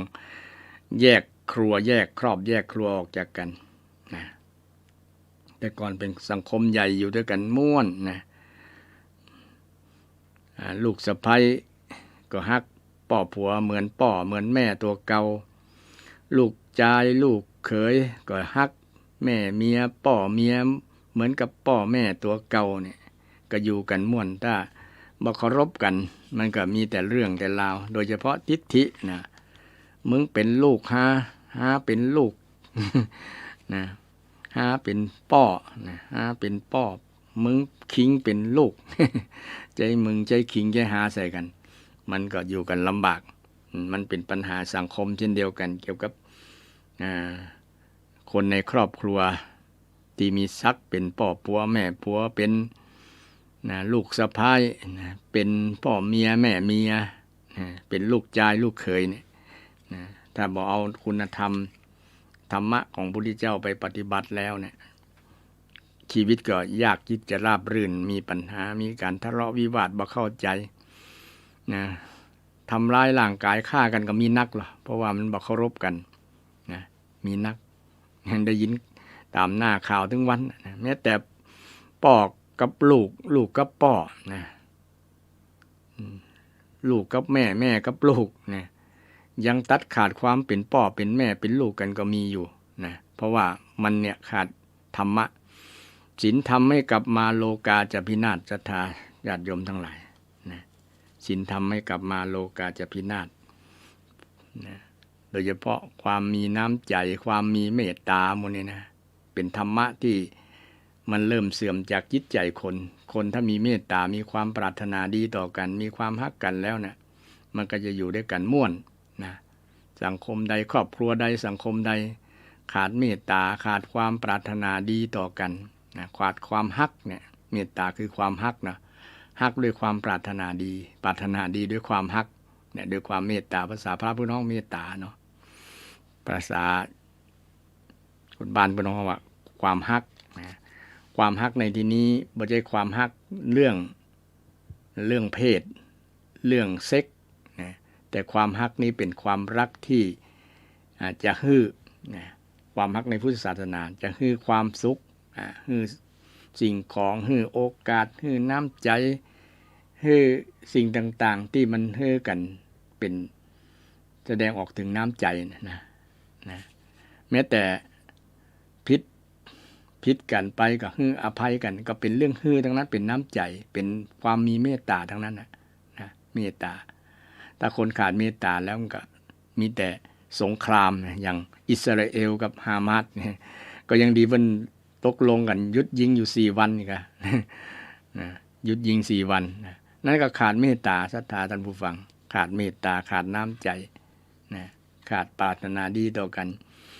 สงครามบ่เคยเกิดประโยชน์กับไผสักคนมันเสียหายทั้ง2 ฝ่ายคนที่บ่ได้ก่อก็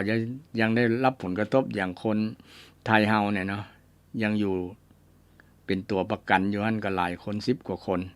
ได้ออกมาแล้วส่วนหนึ่งแต่ก็ยังอยู่10 กว่าคนเพราะมาจากสงครามมาจากคนไร้น้ำใจนี่แหละคนไร้เมตตาคนไร้ธรรมะเนี่ยนะศรัทธาท่านผู้ฟังธรรมะเมตตาธรรมเนี่ยเป็นเมตตาเป็นธรรมะอย่างหนึ่งเป็นธรรมะโดยเฉพาะทำให้คนอยู่ร่มเย็นเป็นสุขในสังคมสังคมขาดเมตตานี่ก็จะร้อนไหม้ฮ้อนที่ใจก่อนใจมันร้อนรนก่อนละก็ทำให้อย่างอื่นร้อนตัวอุณหภูมิมันฮ้อนอยู่แล้วก็อยากฮ้อนเพิ่มยังเพราะว่าใจมันคนมันฮ้อนหัวร้อนเนี่ยอย่างละอ่อนประเดี๋ยวเนาะอย่างน้อยก็น้อยก็จะเอากันละอย่างข่าวงานลอยกระทงก็มีละอ่อนจดลูกกุยกันขาดธรรมะนี่แหละขาดเมตตาขาดความปรารถนาดีต่อกันบ่มีน้ำใจต่อกันจะเอาชนะค้านกันมีแต่ความโกรธเกลียดความเกลียดชังกันความเกลียดมันตรงกับความรักหรอเนาะความรักคือเมตตาเนี่ยท่านผู้ฟังอันนี้เรื่องธรรมะ ศรัทธาท่านผู้ฟังโยงมาถึงเรื่องกฐินเรื่องนี้ประวัติของนางวิสาขาที่ได้ถวายผ้าเป็นคนแรกถวายผ้าอาบน้ำฝนถวายผ้ากฐินเนี่ยเป็นคนแรกในช่วงพุทธกาลศรัทธาคงจะเคยยินประวัติพระสงฆ์องค์เจ้าเรื่องประวัติกฐินว่ามีเศรษฐีทุกกตะคนนั้นคนนี้อันนั้นคนละยุคยุคพุทธเจ้าคนละชื่อพุทธเจ้ายุคไหนบางครั้งก็แตกต่างประวัติแต่ยุคพุทธเจ้านามว่าโคตมะหรือว่าสิทธัตถะเนี่ยมีนางวิสาขานี่แหละเป็นคนที่ตานกฐินตานผ้าเป็นคนแรกโดยเฉพาะผ้าอาบน้ำฝนผ้าอาบน้ำฝนเนี่ยคือในช่วงเข้าพรรษาเนี่ยพระชาวเมืองปาวาเนี่ยนะ30 รูปมาจำพรรษาที่เมืองสาเกตเมืองของนางวิสาขาเนี่ยบ้านเมืองของนางวิสาขาที่อยู่นั้นบ่มีผ้าที่จะเปลี่ยนนุ่งอาบน้ำก็เลยเอาจีวรแก้ผ้าดิแก้ผ้าอาบน้ำง่ายเข้าใจแก้ผ้าอาบน้ำเพราะว่ามันมีผ้า ผืนเดียวแต่ก่อนเนี่ยมีแค่ผ้าจีวรปกปิดร่างกายสบงก็บ่มี กำเป็นสบงใส่ทรงสบงนุ่งสบงก็บ่มีแค่ผ้าผืนเดียวคือจีวรห่มปิดกายปิดหมดทั้งร่างกายเวลาจะอาบน้ำก็ต้องถอดจีวรก่อนเพราะว่ามันบ่มีเปลี่ยนนะก็เลยเป็นที่มาคนแก้ผ้าอาบน้ำนะคนใจของนางวิสาขาไปปะนะก็เลยไม่รายงานนางวิสาขาว่าโอติวัดนั่นน่ะบ่มีตัวเจ้ามีกับคนแก้ผ้าอาบน้ำ นางก็ตกใจนะเป็นไผเป็นชี้เปื้อยนะเป็นนักบวชศาสนาก็นะแต่พอนึกดีๆแล้วคงจะเป็นตัวเจ้าขาดผ้านะขาดผ้าพอดีไปหันพระสงฆ์ที่กำลังคลองผ้าก็มีกำลังอยู่ในสระก็มีดีเปิ้นบ่หันภาพอุจจาตาอาจจะหันพ่องเนาะ เนี่ยตัวเจ้ามันหลายตนเนาะกำลังขึ้นก็คงจะมีอยู่นะแต่นางก็คงเข้าใจแล้วผ้าตัวเจ้ามันเปิ้นบ่มีเปลี่ยนล้อนะบ่มีผ้าเปลี่ยนก็เลยถวายผ้าอาบน้ำฝนนะแล้วก็ผ้าใจเปลี่ยนที่ผืนที่2เป็นผ้ากฐินเนี่ยนะผ้าตัวเจ้ามี3ผืนนะศรัทธาจีวรผ้าทาบหรือผ้าซ้อนนะตัวเจ้าเฮาบ่มีสมบัติอย่างภัตตาญอย่างนักนะตามหลักวินัยมีผ้า3ผืน นะนอกนั้นต้องอธิษฐานใจต้องใจเป็น2เจ้าของนะผ้านะต้องใช้เป็น2เจ้าของต้องเอาถ้าเหลือนั้นก็ต้องมาไว้เป็นส่วนกลางนะส่วนกลางมีพระสงฆ์ที่เป็นของวัดเจ้าที่การจีวรนะต้องดูแลจีวรเวลาพระองค์ไหนนะขาดจีวรบ่มีใจนะผ้าบ่มีใจต้องมาเบิกนะต้องมาเบิกกับเจ้าที่การจีวรเนี่ยเจ้าที่การจีวรคนเป็นใหญ่ที่ดูแลต้องเก็บจีวรคนแจกจีวรนะมีตุเจ้าทำหน้าที่นี้ถ้าผ้านักเนาะฉะนั้นผ้าของตุเจ้ามี3ผืนนะผ้าจีวรผ้าทาบที่เปิ้นฮ้องว่าผ้าสังฆาตินะคือผ้าซ้อนไว้อย่างก็ซ้อนไว้ยามหนาวเนี่ยนี่จะเข้าฤดูหนาวแล้วญาติโยมผ้าห่มหนาๆอย่างประวะตึงวันนี้บ่มีนะแต่บัดเดียวนี้มีพระศรัทธาเอ็นดูตุเจ้านะเขาถวายผ้าห่มหนาๆมาห่มแทนผ้าจีวรนะถวายผ้านะตามหลักวินัยจริงๆแล้วก็มีผ้า3ผืนเนี่ยนะผ้า3ผืนฉะนั้นจึงเป็นเรื่องการ เป็นเรื่องผ้าที่พระสงฆ์มันมีความจำเป็นกับพระสงฆ์จำเป็นกับ ในการอยู่ในเพศบรรพชิตที่พระสงฆ์จะต้องใช้ต้องอาศัยในปัจจัย4ประการในปัจจัย4ประการนะซึ่งเกี่ยวกับกฐินเนี่ยกับผ้ากฐินนั้นมีอานิสงส์ทั้งตุเจ้าทั้งคนบ้านนะกฐินมีอานิสงส์ทั้งตุเจ้าและคนบ้านคนตาลที่ศรัทธาได้ตาลกฐินกันเนี่ยกฐินปกติเราทำบุญนะทำบุญทั่วไปนี่ก็จะได้ก็คนทำนะคนรับบ่ได้แต่นี้กฐินเนี่ยคนรับก็คือตุเจ้ารับผ้ากฐินนะก็ได้อานิสงส์ก็คือประโยชน์นะอานิสงส์5นะอานิสงส์5อย่างอานิสงส์5อย่างเช่นไปไหนบ่ต้องบอกลานะเนี่ยไปลามาไหว้นะวินัยก็มีหีดมี จารีตประเพณีนะไปลามาไหว้นะมาจากสิกขาบทในปาจิตตีนะภิกษุนะไปไหนจะต้องบอกลานะถ้าบอกลาเนี่ยเป็นอาบัติแต่ช่วงที่ได้อานิสงส์ได้ประโยชน์รับกฐินแล้วเนี่ยไปไหนลืมบอกนะลืมลา ตู้หลวงลืมลาพระสงฆ์ในวัดนั้นๆนะก็บ่เป็นหยังเพราะว่าได้อานิสงส์เปิ้นวินัยอารุ่มมารวยนะยกผลประโยชน์นะอาจจะลืมกันอย่างกันแต่ถ้าบ่ได้อานิสงส์กฐินนี่ถือว่าผิดวินัยนะเป็นอาบัติ ไปแล้วบ่บอกลาเนี่ยมันบ่งบอกถึงความบ่เคารพตู้เจ้าตู้หลวงตัว บ่เคารพพระสงฆ์เดียวกันหรือว่ามีความลับอย่างกับบ่ฮู้ไปนะไปลับๆล่อๆเนี่ยนะ บ่บอกบ่กล่าวเนี่ยบ่งบอกถึงความบ่บริสุทธิ์ นะตู้เจ้านี้ไปไหนต้อ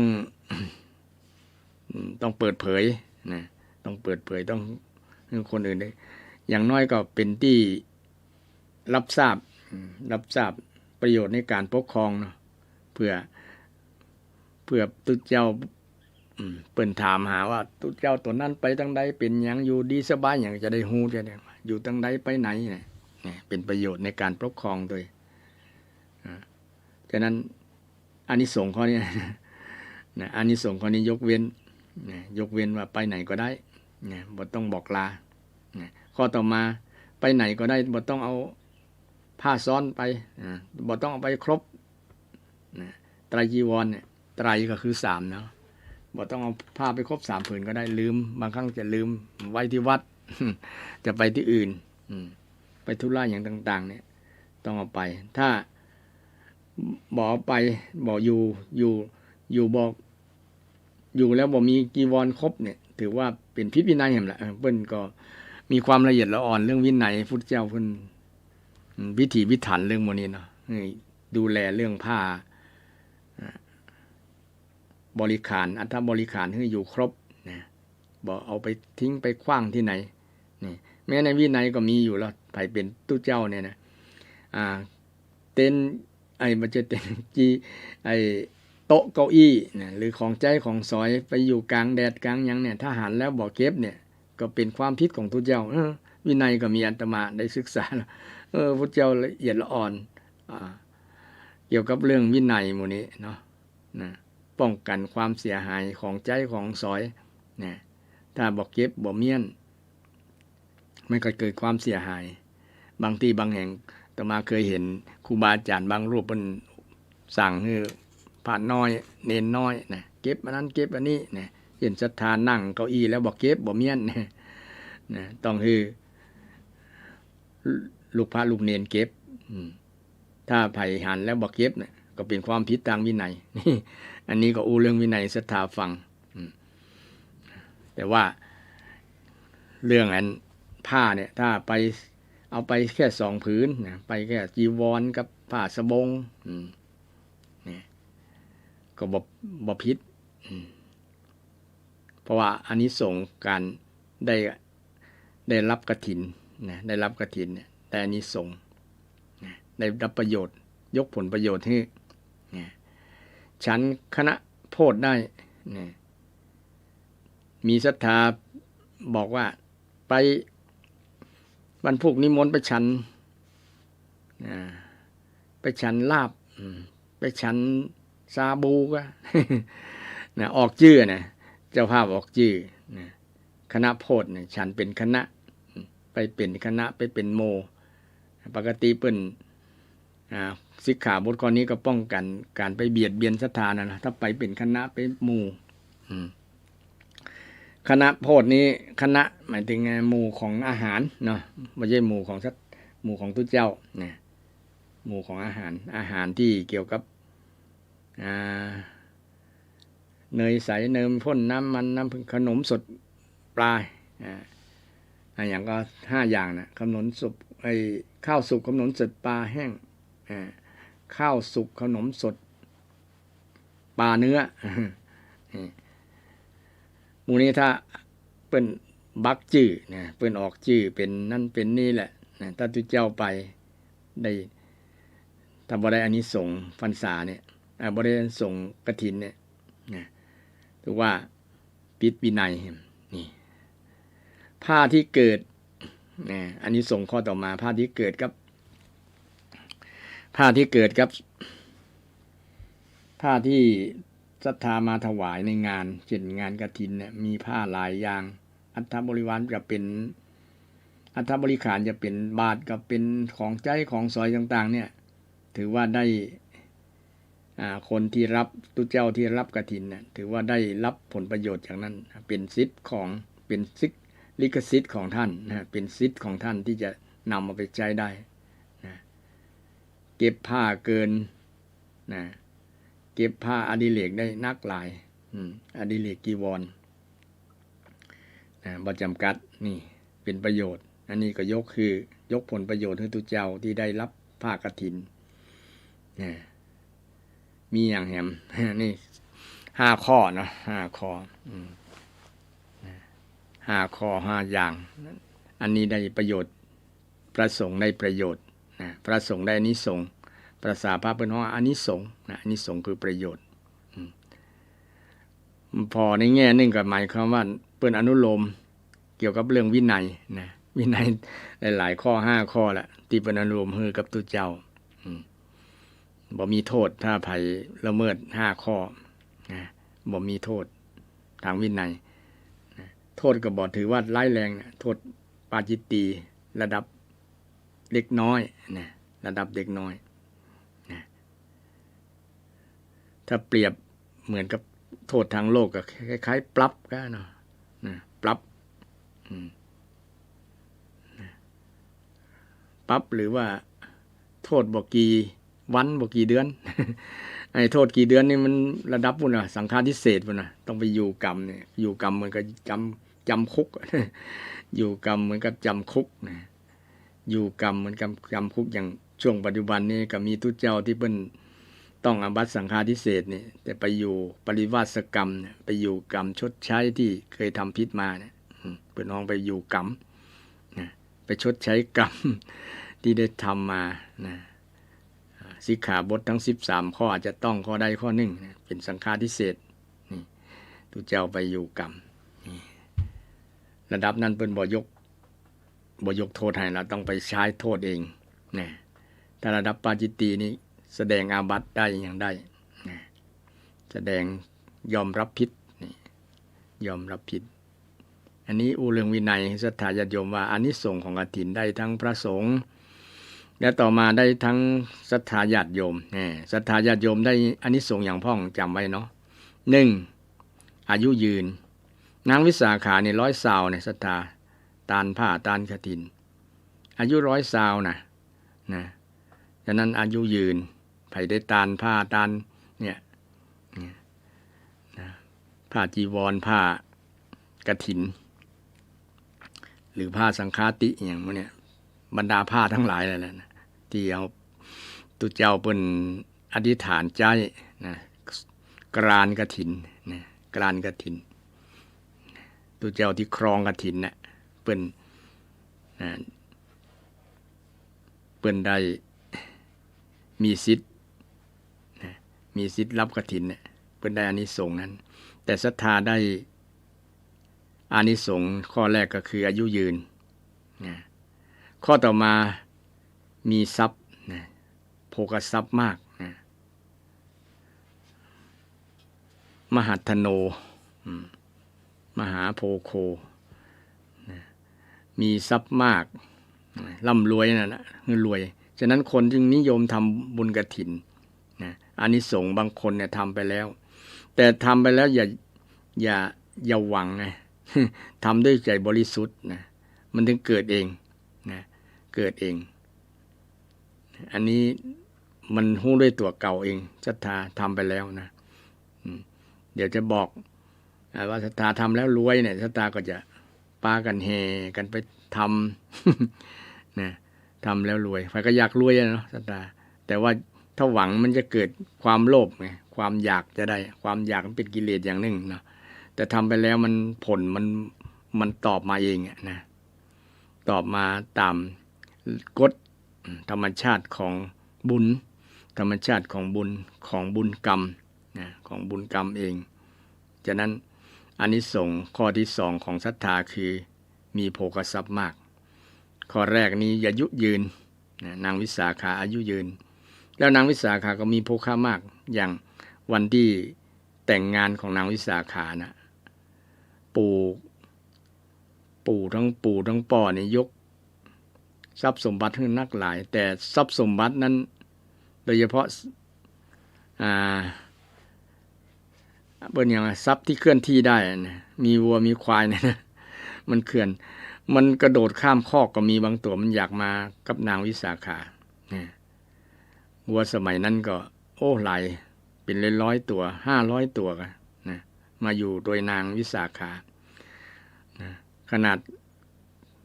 การปิดคอกไปแล้วมันก็ยังจะโดดข้ามคอกอยู่นะนับจนจำนวนแล้วนะว่าปั่นให้นางวิสาขาตัวนี้ตัวเนอะนะงัวตัวนี้ตัวควายตัวนี้ตัวนะจ้างมางัวควายนะมอบให้นางวิสาขาแล้วก็มีทรัพย์อันที่แค่เครื่องประดับเนี่ยเครื่องประดับชื่อว่ามหารดาเนี่ยญาติโยมท่านผู้ฟังเครื่องประดับบ่ได้เนี่ยเอาซุบบนหัวเหมือนกับมงกุฎของไม่ยิงกับบกี่คนน่ะรู้สึกว่า5คนนี่กันเนาะใส่สามารถใส่ได้เพราะว่ามีบุญบารมีเติงถึงบุญถึงนะถ้าคนอื่นบ่ใส่บ่ได้บ่สามารถใส่ได้มีจำนวนมหาศาลค่า9โกฏนะ9โกฏหนึ่ง10 ล้านมั้ยก็สัตตา9โกฏก็90 ล้านน่ะทรัพย์สมบัติอยู่บนหัวเนี่ย90 ล้านสมัยนั้นสมัย 2,000 กว่าปีเนี่ยศรัทธาเงินจะมอกใดเนาะ นะเงินมันแปลงนะบ่ต้อง 2,000 กว่าปีแค่สัก 50-60 ปีศรัทธาลองนึกย้อนนะถ้าศรัทธาท่านผู้ฟังอายุ70-80แล้วเนาะนั่งฟังแล้วย้อนอดีตสมัยนั้นน่ะนาให้นึงไร่ภาษีเนี่ยนะกี่บาทลองนึกดูอาตมาว่าสัก 2-3 บาทเนี่ยเนาะ สมัย60-70 ปีเดี๋ยวนี้เป็นล้านแล้วนะล้าน2ล้านนะแต่ในเวียงก็หลาย10 ล้านเนาะบางที่มันแปลงเป็น100 ล้านก็มี100 ล้านยุคปัจจุบันเนี่ยฉะนั้นเงินบ่เดียวกับเงินแต่ก่อนมันแปลงถูกกว่ากัน นั่นจะมาเทียบกันบ่ได้90 ล้านเนี่ยก็เหมือนกับนับบ่ถ้วนละนะถ้ามาเทียบกันเนาะ90 ล้านนะเรื่องสมบัติของนางวิสาขาที่ว่าเป็นคนที่ตานกฐินตานผ้าทั้งหลายตานผ้าจำนำพรรษาผ้าอาบน้ำฝนหมดเนี่ยเป็นคนแรกนะแล้วได้อานิสงส์นะได้อานิสงส์ที่ประจักษ์ต่อนางคืออายุก็ยืนนะรวยก็รวยนะได้ป่อผัวก็รวยได้สามีก็เป็นคนดีเนี่ยมันเป็นบุญของนางวิสาขานะปุณณวัฒน์เนี่ยผัวชื่อปุณณวัฒน์นะเป็นคนดี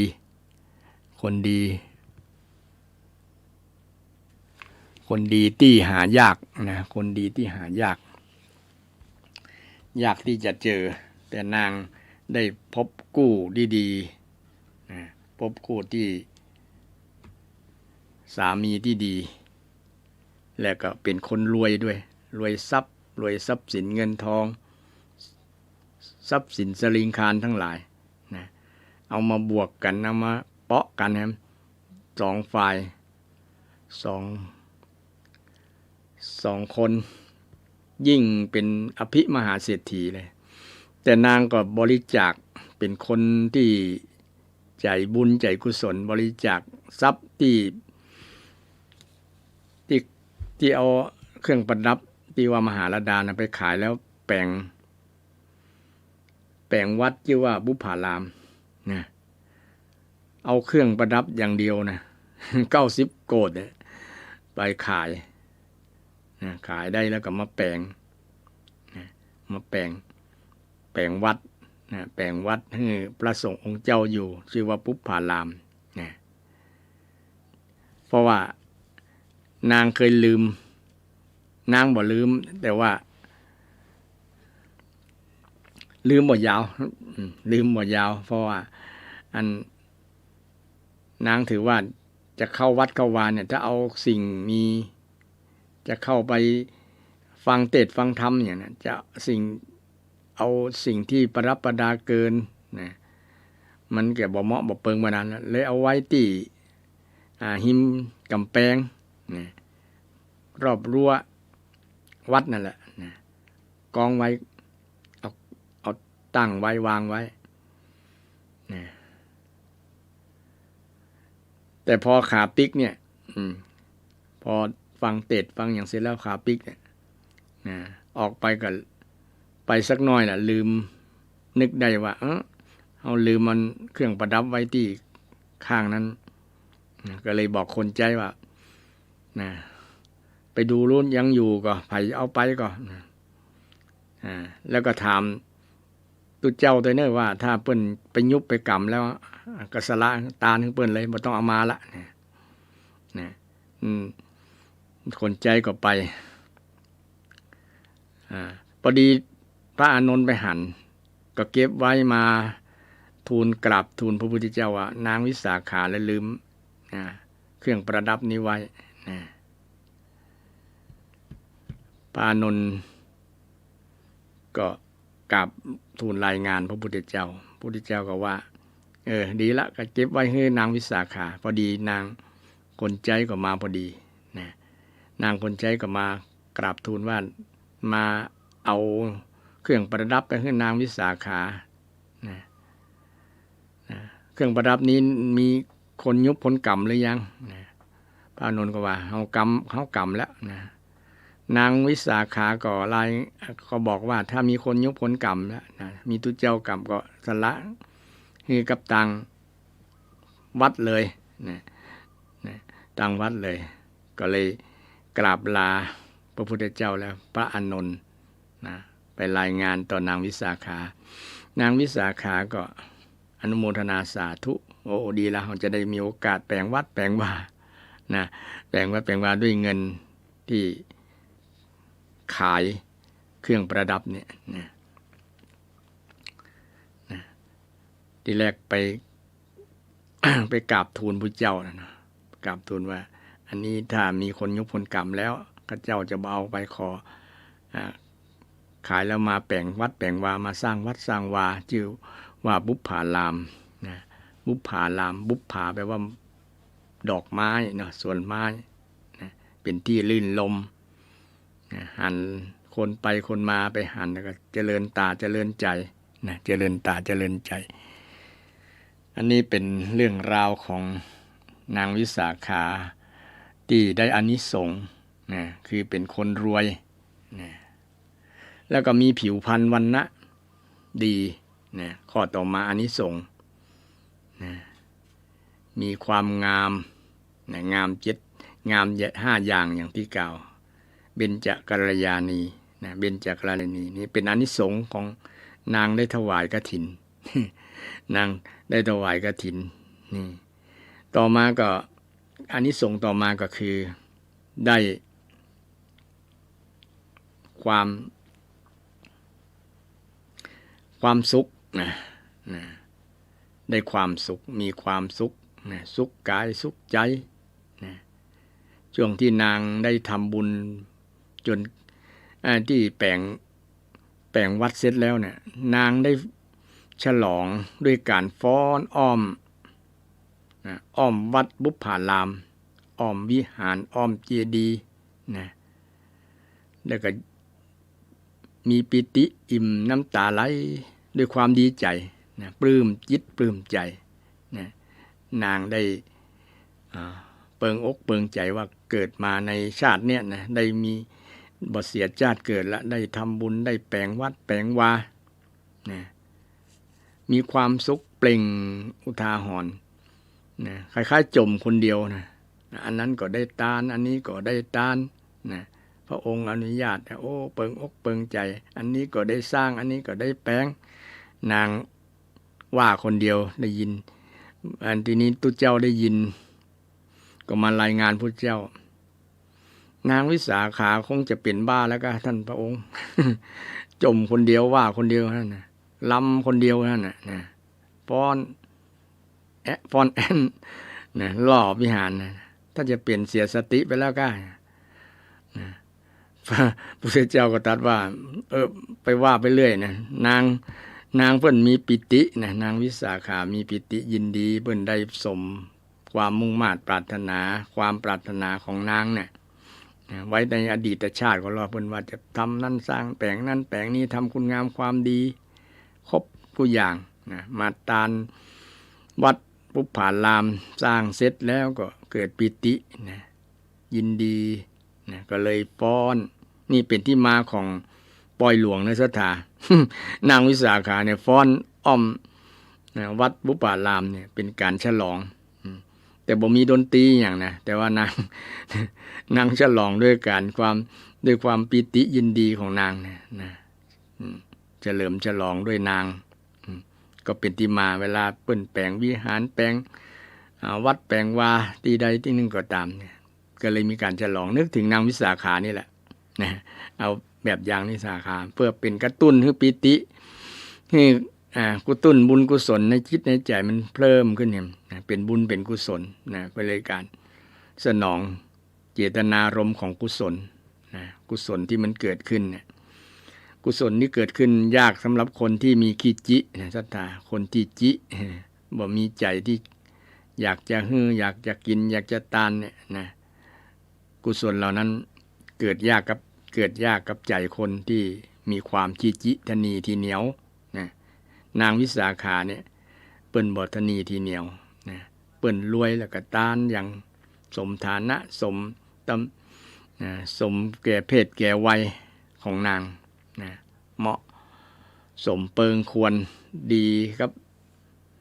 นางก็เป็นต้นแบบของลูกของหลานลูกหลานนางเนี่ยก็เฮียนอย่างทำแบบอย่างของนางวิสาขามีตั้งแต่ไหนมี 8,420 คนก่อนเหรอ ได้ลูกได้หลานนะตั้งเหลนนะ 8,420 คนนะสตาบ่ใช่น้อยๆนะเหมือนกับหมู่บ้านนึงเนาะ หมู่บ้านนึงต้องหมู่บ้านนะอย่างบ้านสันอุมัตมาเนี่ยมีเท่าไหร่700-800นะพอๆกับนางวิสาขาสมัยนั้นนะพลเมืองแต่โดยเฉพาะตระกูลของนางวิสาขาเนี่ยตระกูลอื่นมันหรอนะคงจะนักหลายพันนะกับตระกูลเดียวนะ8,420 คนนี่นางวิสาขาได้อานิสงส์มีความสุขนะได้ดำเนินชีวิตแบบนะเต็มที่เลยนะบ่เสียดายที่เกิดมาในชาตินี้นะได้ทำคุณงามความดีสร้างบุญสร้างกุศลบ่เสียชาติเกิดเปิงอกเปิงใจนี่บุญกุศลเกิดจากการได้ทำบุญกุศลของนางวิสาขานี่เรื่องอานิสงส์ในฝ่ายของคฤหัสถ์ญาติโยมผู้ศรัทธาฟังนะว่ามีอานิสงส์นักหลายกฐินนะแต่มีข้อยกเว้นว่าเราอย่าไปวาดความหวังว่าจะได้นั่นได้นี่นะส่วนนักคนทำบุญแล้วก็อยากจะเช่นไป ทำบุญ20 บาทอยากจะถูกหวยรางวัลที่1เนี่ยเนาะ มันก็เลยเป็นกิเลสเป็นความโลภไปเนี่ยนะตานแล้วก็ตานไปบ่ต้องเสียดายเนี่ยเหมือนหลวงพ่อคูณว่าเราไปทำบุญก็ให้นึกเดี๋ยวว่าเราเหมือนกับเราไปถ่ายอุจจาระปัสสาวะอย่าไปเสียดายเนี่ยถ่ายแล้วก็ทิ้งไปเลยร่างกายแล้วจะสบายใจแล้วก็สบายเนี่ยหลวงพ่อพูดเป็นพิศนาธรรมอย่าง ลึกซึ้งทีเดียวแหละหลวงพ่อคูณนะอย่าไปเสียดายบางคนเสียดายเรายังติดตามเดียวอันนั้นก็บ่แล้วอันนี้อย่างวันนั้นตานกฐินไปตะอีนะยังบ่คืบหน้า ยังมาอะไรเอาวอนอยู่กับสตางค์ตัวเก่านะไผจะเอาไปทางใดก็แล้วแต่มันเป็นเวรเป็นกรรมนะอย่างมีอยู่หรอกฐินบางวัดเนี่ยตุเจ้าเพิ่นหอบเงินกฐินไปไหมก็ศรัทธานะมีข่าวอยู่เนาะมันก็เป็นกรรมของตุเจ้าเองบ่ต้องไปโทษเพิ่นบ่ต้องไปว่าเพิ่นมันเป็นอกุศลกับจิตของเฮาญาติโยมมันเป็นกรรมเนี่ยกรรมมันตอบไซนั่นนะบ่ว่าจะเป็นไผละกรรมการวัดก็ตามบางที่บางแห่งนะกรรมการครึ่งนึงวัดครึ่งนึงกรรมการครึ่งนึงเนี่ยมันเป็นกรรมนี้นะบ่ต้องรอชาติไหนละชาตินี้แน่นอนถ้านะยิ่งปัจจุบันเนี่ยไอ้สื่อทั้งหลายเนี่ยมันก็ช่วยให้กรรมมันตอบซ้ายเร็วนะความลับบ่มีในโลกนะฉะนั้นนะบ่ต้องไปท ไปคิดอีหยังที่มันเป็นเศร้าหมองของจิตใจเฮานะเรื่องของคนอื่นเขาทำกรรมก็แล้วแต่เขานะเขาทำบุญก็นี่เรามีหน้าที่ที่จะอนุโมทนานะเวลาคนทำดีเนี่ยก็ควรแสดงธรรมมุทิตาธรรมยินดีแต่คนทำชั่วเนี่ยควรแสดงธรรมเหมือนกันนะแสดงอยู่ในธรรมคืออุเบกขานะอุเบกขามันเป็นเว้นเป็นกรรมนะเจริญธรรมเพื่อถูกกับที่ถูกกับ ถูกกับบุคคลนะถูกกับบุคคลเวลาปกติเขาก็เจริญเมตตาธรรมนี่ก็เวลาคนมีความทุกข์เขาก็เจริญกรุณาธรรมช่วยเหลือเกื้อกูลเวลาคนมีปัญหาคนมีการมีงานช่วยงานเนี่ยเขาเจริญกรุณาธรรมเวลาคนได้ประสบผลสำเร็จได้ดิบได้ดีเขาก็เจริญมุทิตาธรรมคือยินดีเวลาคนทำชั่วเขาก็เจริญอุเบกขาธรรมมันเป็นเวรเป็นกรรมของเขานะเขาช่วยบ่ได้ละนะจะช่วยยับยั้งก็บ่ได้ช่วยสนับสนุนก็บ่ได้นะมันเป็นเรื่องของกรรมที่จะตอบใช้เขาเองนี่เจริญธรรมให้ถูกต้องนะตามยามตามการตามเวลากาลเทศะศรัทธาท่านผู้ฟังนี่อันนี้เรื่องบุญกุศล ที่ศรัทธาได้อานิสงส์จากการทำบุญทอดกฐินที่ผ่านมาส่วนนักก็จะโชว์คล้ายๆอวดยอดกฐินกันเนาะน่าจะอวดเรื่องบุญนะอวดเรื่องบุญวัดอาตมานี่อวดเรื่องบุญสามัคคีธรรม มีความพร้อมเพรียงกันเวลาทำแล้วเนี่ยมีใบหน้ายิ้มแย้มศรัทธายินดีมีความสุขต่อกันร่วมมือกันเนี่ยเป็นบุญกุศลอย่างแรงกล้านะศรัทธา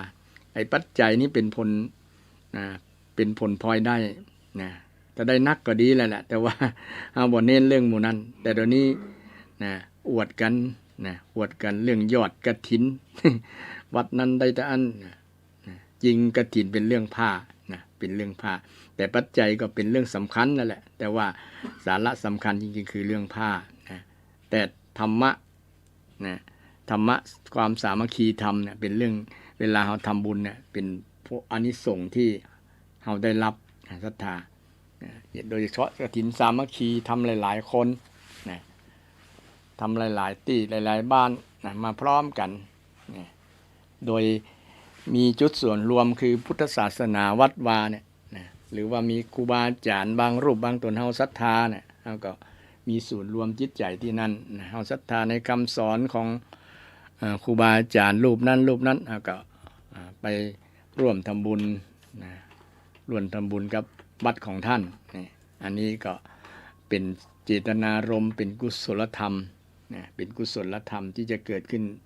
ในจิตใจของเราแต่ถ้าเราไปทำบุญกฐินแล้วเพื่อ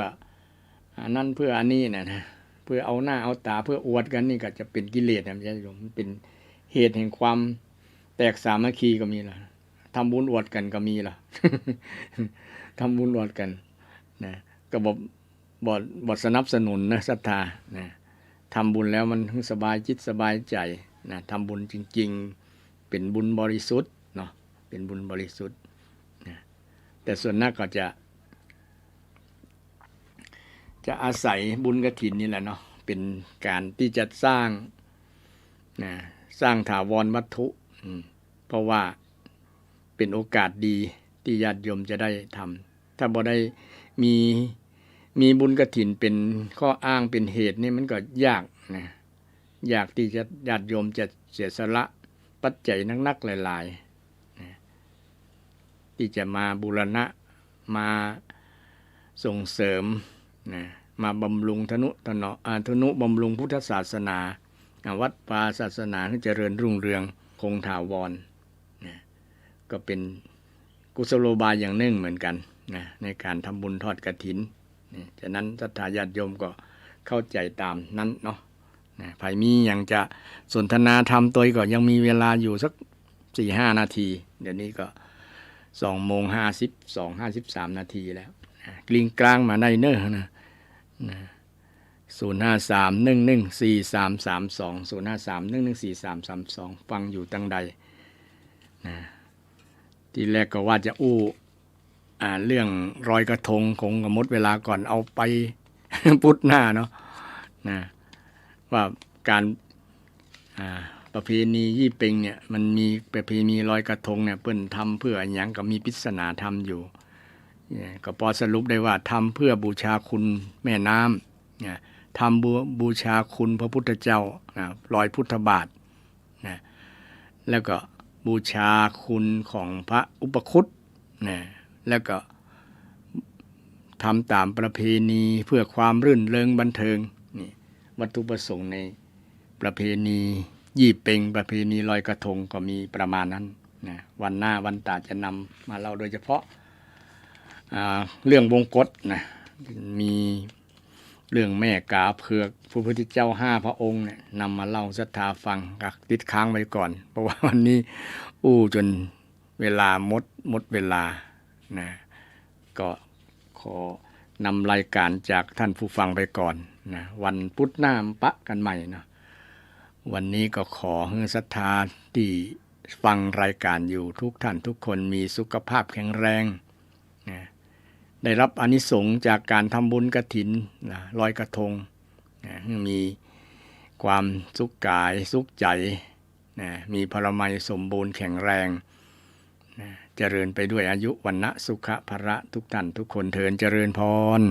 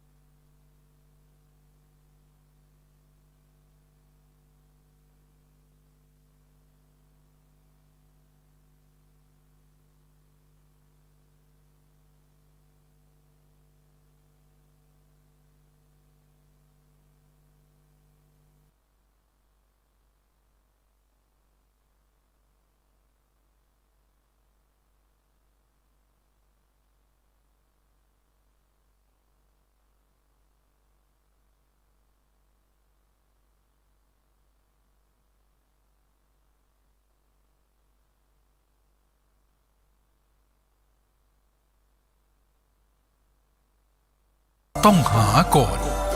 ยิ่งเดินทางหลายคาบต้องหาบขอน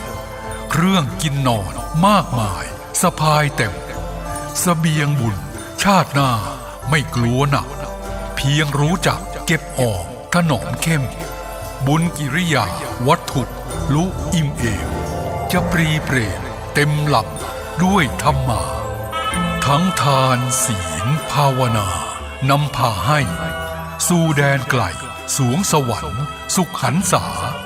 จะล่วงทุกข์ด้วยความเพียรด้วยปัญญาอภิญญาพาพ้นว่ายวนเวียนใครเสบียงบุญมีมากยามอดมวยกุศลช่วยส่งเสริมเพิ่มเสถียรเสบียงน้อยลอยหลังดังกำเกวียนดังแสงเทียนดวงน้อยคอยนำทาง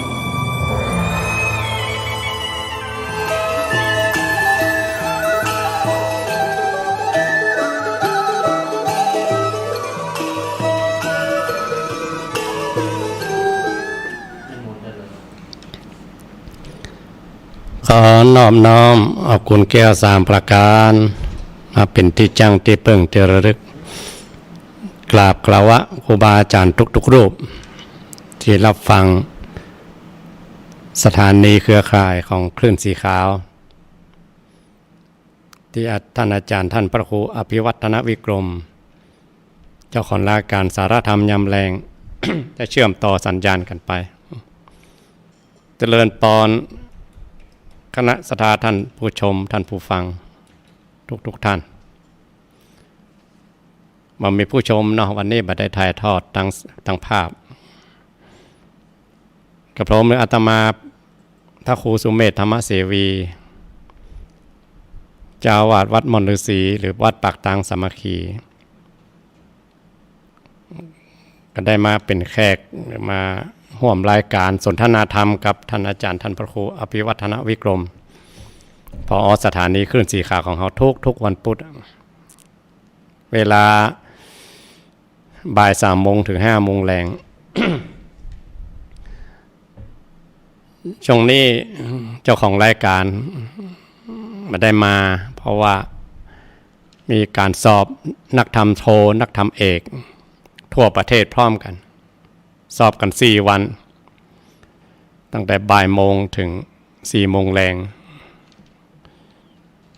ครูบาอาจารย์เจ้าวาดเจ้าคณะตำบลเลขาเนี่ย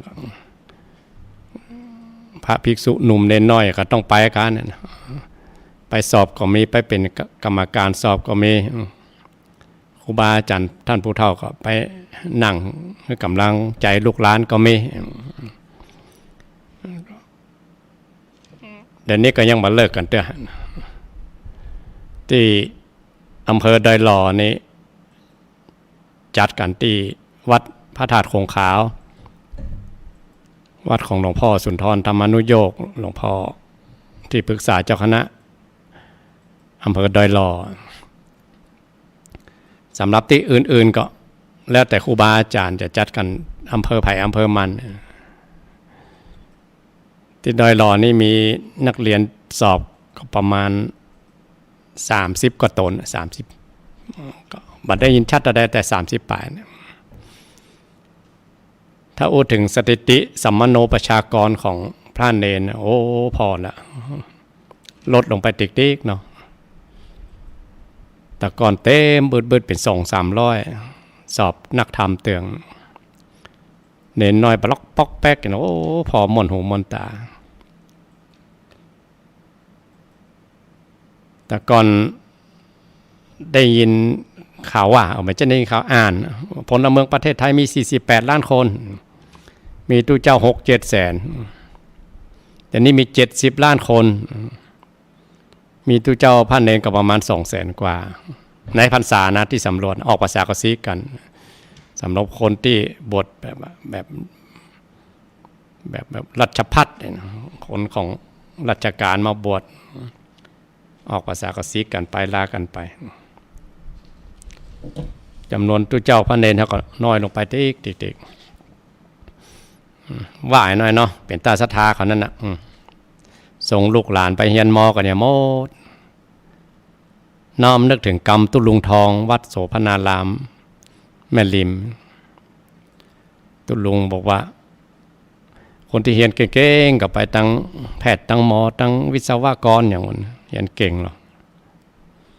ลองลงมาก็เป็นเรียนตั้งธุรกิจอย่างต่างๆเจ้าของกิจการร้านค้าเรียนตั้งบริหารตั้งอย่างไปตั้งช่างตั้งอย่างนั้น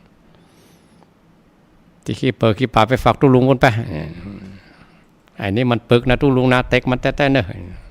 ยังนึกถึงเทพตุลุงทองเลยสายหมายนั่นเป็น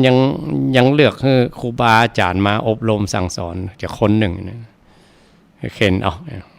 จะปึกอย่างใดก็เข็นเอาแต่เดี๋ยวนี้ศรัทธาพวกเขาทั้งหลายเนี่ยบอกให้ลูกให้หลานเขาอีกสักคนเนาะส่งไปเรียนมอกันหมดพุทธศาสนาเขาเนี่ยก็มีทำประกอบด้วยอย่างคือพระศาสดาคือองค์สมเด็จพระสัมมาสัมพุทธเจ้าประกอบด้วยธรรมคำสอนของพระพุทธองค์ประกอบด้วยสงฆ์สาวกผู้ประพฤติปฏิบัติตามพระพุทธองค์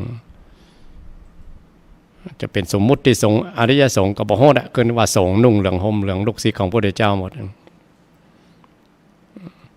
พุทธเจ้าก็เป็นตนเป็นองค์ก่อนปรินิพพานไปแล้วทำคำสอนของพระองค์ก็ยังอยู่บริบูรณ์แต่คนที่ไปศึกษาหาความรู้เอามาประพฤติปฏิบัติให้กับตัวเก่าเป็นที่เปิ่งกับตัวเก่าก็เผยแพร่เอาไปแก่หมู่ชนทั้งหลายอย่างครูบาอาจารย์อย่างออกวิทยุก็เผยแพร่ศาสนาของพระพุทธองค์ก็น้อยลงไปสำคัญมากๆอย่าประกอบด้วยศาสนาประกอบด้วยวัดด้วยวาอารามก็มีศาสนาธรรมศาสนาวัตถุศาสนาบุคคลศาสนาพิธี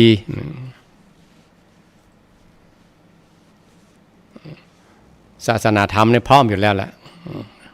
ในคัมภีร์วัดไหนก็มีหมดคัมภีร์มันเหมือนจะนักนะที่จริงมี45เล่มด้านนะไปศึกษาอ่านเนี่ยให้เข้าใจมันก็จะแตกฉานไปศาสนาวัตถุเนี่ยศรัทธาเดี๋ยวนี้เขาก็เต็มเปี่ยมจะกินจะตานโอ้วัดวาแต่ละวัดวาอารามกินตานอย่างแห่แหนแต่นแต้กันไปสร้างงานสร้างนี่เต็มวัดเต็มวาแต่ศาสนาบุคคลเนี่ยกันเนาะถามครูบาอาจารย์บางต้นไปแอวหาการพ่องโทรหาการพ่องมีกี่ต้นเดียวนะมีกี่ต้นตู้เจ้าต้นเน้นต้นแต่ก่อนมีตู้ลุงตู้ปี่ตู้อาวตู้หน้าหลวงพ่อตู้หลวงเน้นน้อยมีปีเสียมันมีหลับดับขั้นของมันหรอกคิดว่าศาสนาของพระองค์จะมาก้อมอย่ารุ่นเฮาเนี่ยกันเนี่ยศาสนาบุคคลก็น้อยไปศาสนาพิธีคืออย่างคือเอาศาสนากับประเพณีขนบธรรมเนียมประเพณีมาปนกันเองคือมาปอกไว้เหมือนกับเป้ามีเปลือกหรือต้นไม้มีเปลือกหุ้มไว้เพื่อรักษาศาสนาไว้เมินๆเนี่ยอย่างผ่านมาเมื่อกี้วันก็คืออย่างกฐินทั้งเป็นพระวินัยโดยเป็นขนบธรรมเนียมประเพณีแห่กันไปตัวสังเกตดูคลิปครูบาอาจารย์ออกถ้ากฐินแท้ๆกับเรื่องผ้าให้ได้เขามันมุ่งกันเรื่องเงินเรื่องทองอย่างก็มันเป็นศาสนาวัตถุเนาะก็มันทำได้ง่ายก็จะเป็นพระวินัยล้วนๆมันก็ที่จะหันกำหน้ากำตาพวกเขาทั้งหลายมันหันมาได้ชัดเจนเต่ากับจตุปัจจัยเงินทองนี่มันหันชัดเจนได้ไปห่วมบุญวัดใต้วัดเหนือถ้าเอาผ้าไปห้อมกับยกล่องไปต้มหม่อนดอยเนี่ยหมุนเนาะแล้วแต่ครูบาอาจารย์ไปทำไปเด้อสะปริวารังบริวารกฐินเป็นใหญ่เคยอุปุดก่อนกับปุดใดของนั้นเนาะตังแต่ละบาทแต่ละสตางค์ที่ถวายด้วยใจศรัทธาเนี่ยมันใจง่ายๆเลยยกตัวอย่างว่าอย่างคนงานเนี่ยไปบกดินปั่นมาตัดไม้เอาเหงื่อเอาแหงเขา แหลกหั่นหมูชาบปูนเอาแห้งเขาแหลกเหือปุ๊บหัวปังชาบปูนเทปูนโอ้พอบ้านแล้วหรือถนนแล้วหรือสิ่งก่อสร้างแล้วเพิ่นไล่เฮาไปว่าเบาละไปยาการงานหน้าทำละงานตอนนี้ก็คือหมู่งานละเอียดหมู่ช่างแหมช่างหนึ่งช่างเฟอร์นิเจอร์ช่างสีอย่างช่างไฟฟ้าช่างแอร์เข้ามามาลุ้นหมู่นี่ได้อยู่โฮมเลยหมู่ก่อสร้างหมู่โครงสร้างก็ไปทำไมไปบกดินทำไมละเอาทำละตั้งแต่ตีนในดินขึ้นมาเป็นค้านเป็นเสาเป็นฝามุงเรียบร้อยเพิ่นมาเอาละเพิ่นไล่ไปทำละบางทีก็จ้างถูกๆจ้าง300 400 5ช่างก็500เอา600นี่ยากละเป็นช่างจนได้มีฝีมือแต่ว่าที่ได้มาได้อยู่กับเจ้ากำนายตัวเก่าแต่ว่าก็มอกหากินตาม10 บาท10เจ้าบ้านนั่นว่าบ้านใต้บ้านเหนือได้ต่างหอมาแทนที่จะในสิ่งจำเป็นประจำบ้านจะใจกล้าแก๊สกล้าไฟกล้าโทรศัพท์กล้าเสื้อผ้าลูกหลานก็ไปเฮียนกล้าเทอมลูกหลานของกินของว่าของจอมปากเนี่ยเป็นว่าหยอดลงเหวจอมไปมาดึงมาสุมามันกินลงไปแม่เจ้าก็ไปเอาขว้างอย่าหิวทำไมก็กินทำไมบอกเลี้ยงขับเหน่าโบราณว่าบ่กินถึงมันก็บ่ได้มันเกิดเวทนาต้องกินถึงมันอยู่กันไปความจำเป็นอย่างนี้จำเป็นมากๆจำเป็นต้องใช้จำเป็นต้องทำจำเป็นต้องจ่ายโอ้อุตสาสละเกียรติส่วนหนึ่งหอมไว้เก็บไว้ไปกินไปตาลไปหอมกฐินครูบาอาจารย์เปิ้นจัดวัดเฮาครับวัดใต้วัดเหนือกันทำได้ยากมากๆคนนำบุญอีกเอิญบันไตบันเหนือเขาจะไปตานกฐินวัดนั่นวัดนี้เนอ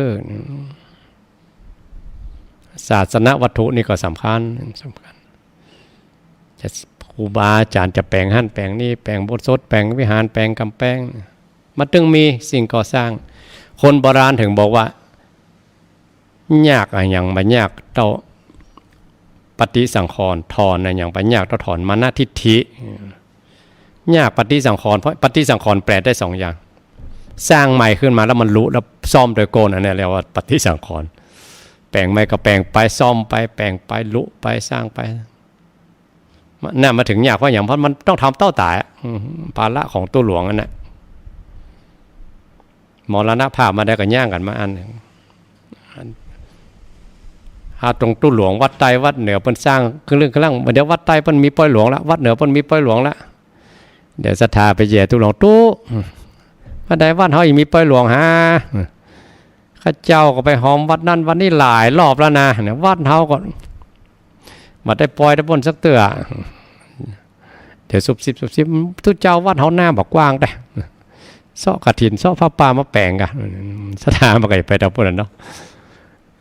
หาตุเจ้าเป็นเข่งน้อยเพิ่นบ่สร้างอย่างว่าจะบ้าไปเนี่ยถ้าเพิ่นสร้างนะโอ้ตุลุงเนี่ยไรทำแล้วแปลงงั้นแปลงนี่ฮู้จักย่างโอ้ศรัทธาก็อิดแต่ว่า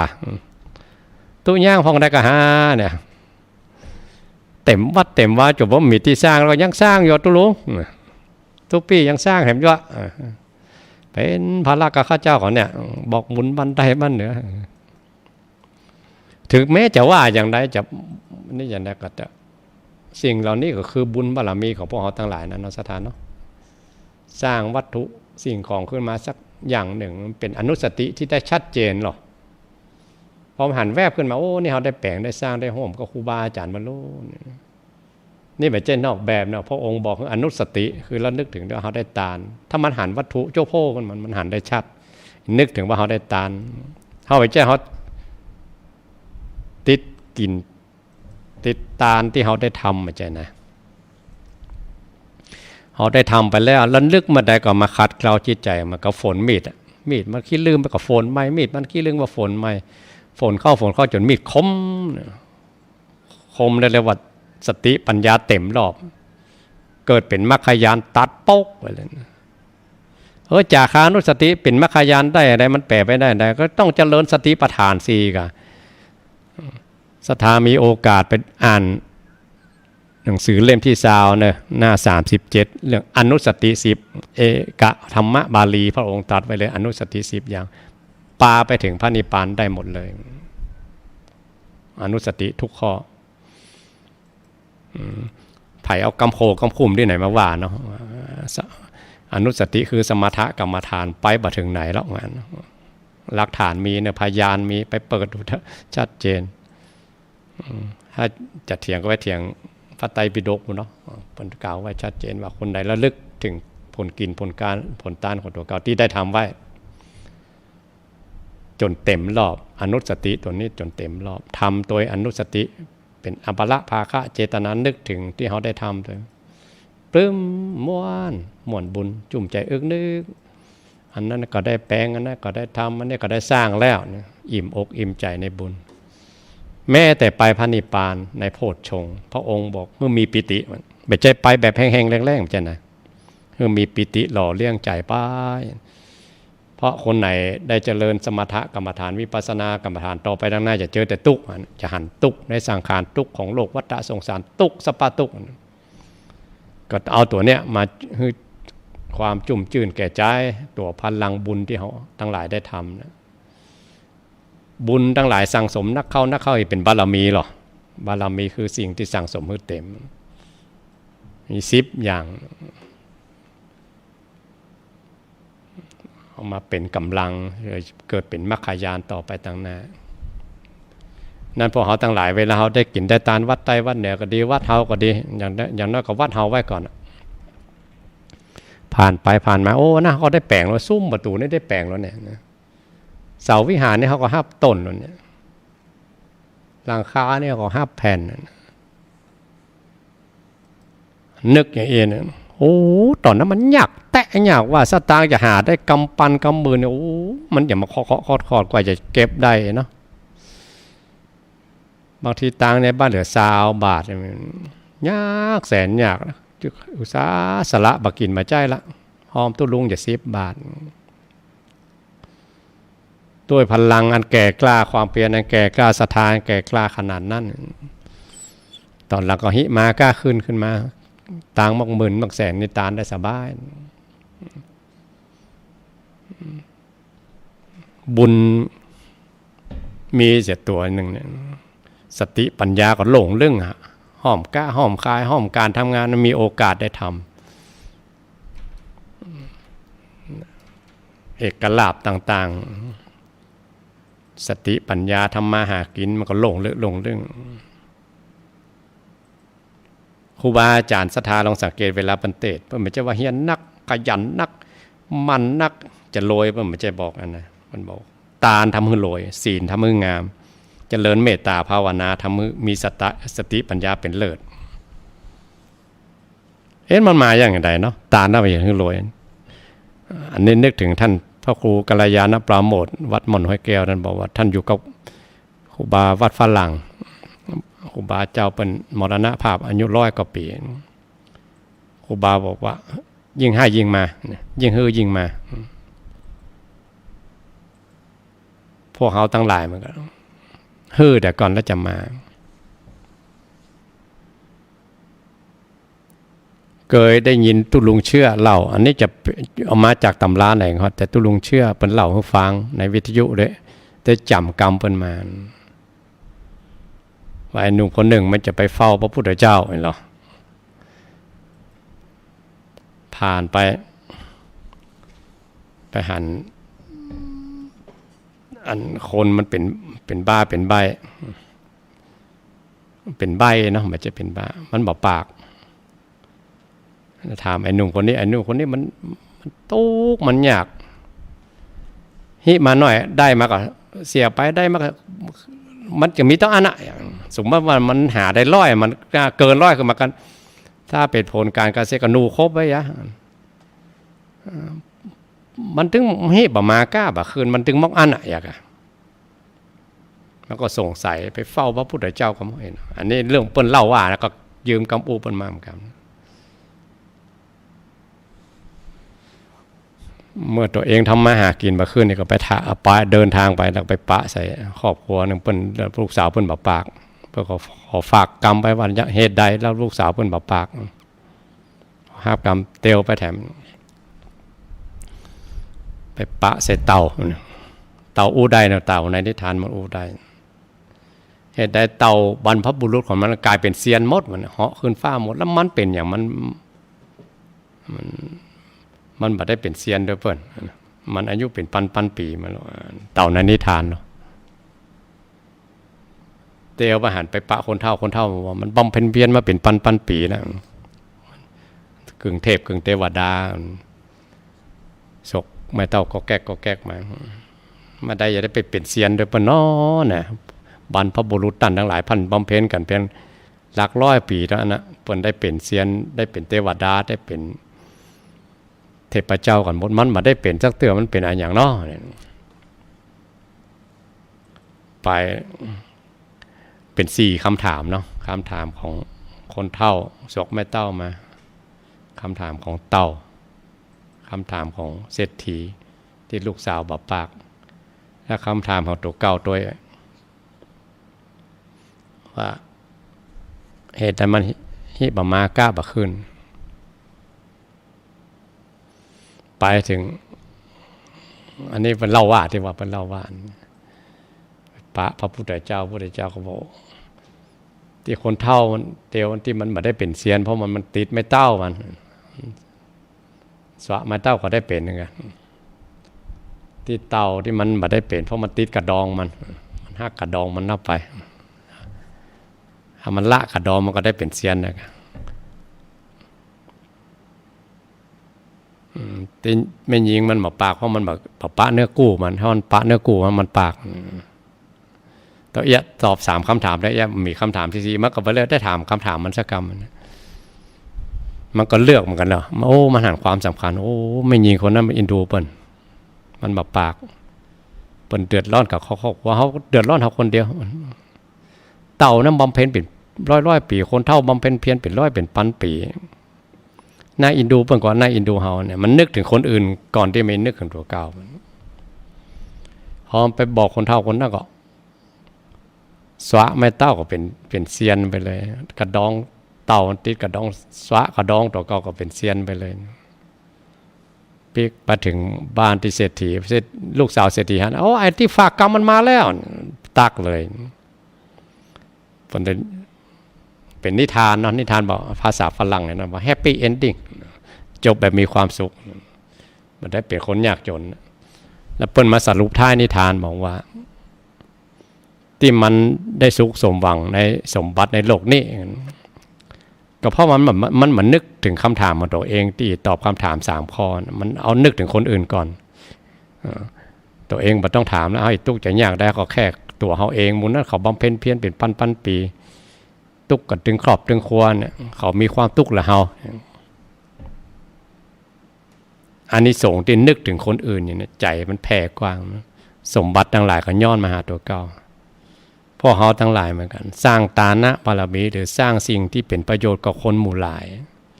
หรือแม่เฮาอย่าตานพระองค์ก็ยกย่องว่าสังฆทานกับครูบาอาจารย์หลายๆจะได้อานิสงส์นักแผ่เป็นสาธารณชนไปคือคนทั้งหลายได้ใจแม้แต่ปลูกต้นไม้เหมือนกันในวณโลปาสูตรพระองค์ตัดไว้กับหมู่เทวดาทั้งหลายเทวดาทั้งหลายมาถามพระองค์ว่าอย่างไรได้บุญทั้งกลางวันกลางคืนได้บุญวันค่ำคืนหุ่งเขาจะรับไปบุญก็ยังเกิดอยู่อย่างเทียบมันเมื่อเขามีเงินก้อน1ก้อนนักก้อนใหญ่ๆหน่อยฝากไปในธนาคารเขาจะรับก็จ้างนอนก็จ้างขี้ข้างก็จ้างมันก็จ้างเงินนี่ก็งอกเงยเขาได้ใจสมัยก่อนดอกเบี้ยแพงหน่อย7-8 บาท10 บาทเดี๋ยวนี้มันสมัยนี้มันถูกหน่อยถ้าก้อนเงินก้อนมันใหญ่ก็ดอกเบี้ยก็กินบะกุมแต่สมัยก่อนดอกเบี้ยมันนักเทียบเอาเนาะเทียบมาแต่ในพระวณโลปาสูตรนี่มีนะแต่ว่าเทียบว่าพระองค์ตรัสว่าคนไหนปลูกต้นไม้เทวดาไปถามกันนะไม่ใช่คนธรรมดาถามเทวดาไปถามพระองค์ให้ปลูกต้นไม้สร้างโรงไฟหรือสร้างโรงครัวสร้างบ่อน้ำสร้างศาลาที่คนหมู่ชนทั้งหลายได้ใจทำอย่างนี้บุญจะเกิดทั้งกลางวันกลางคืนเหตุใด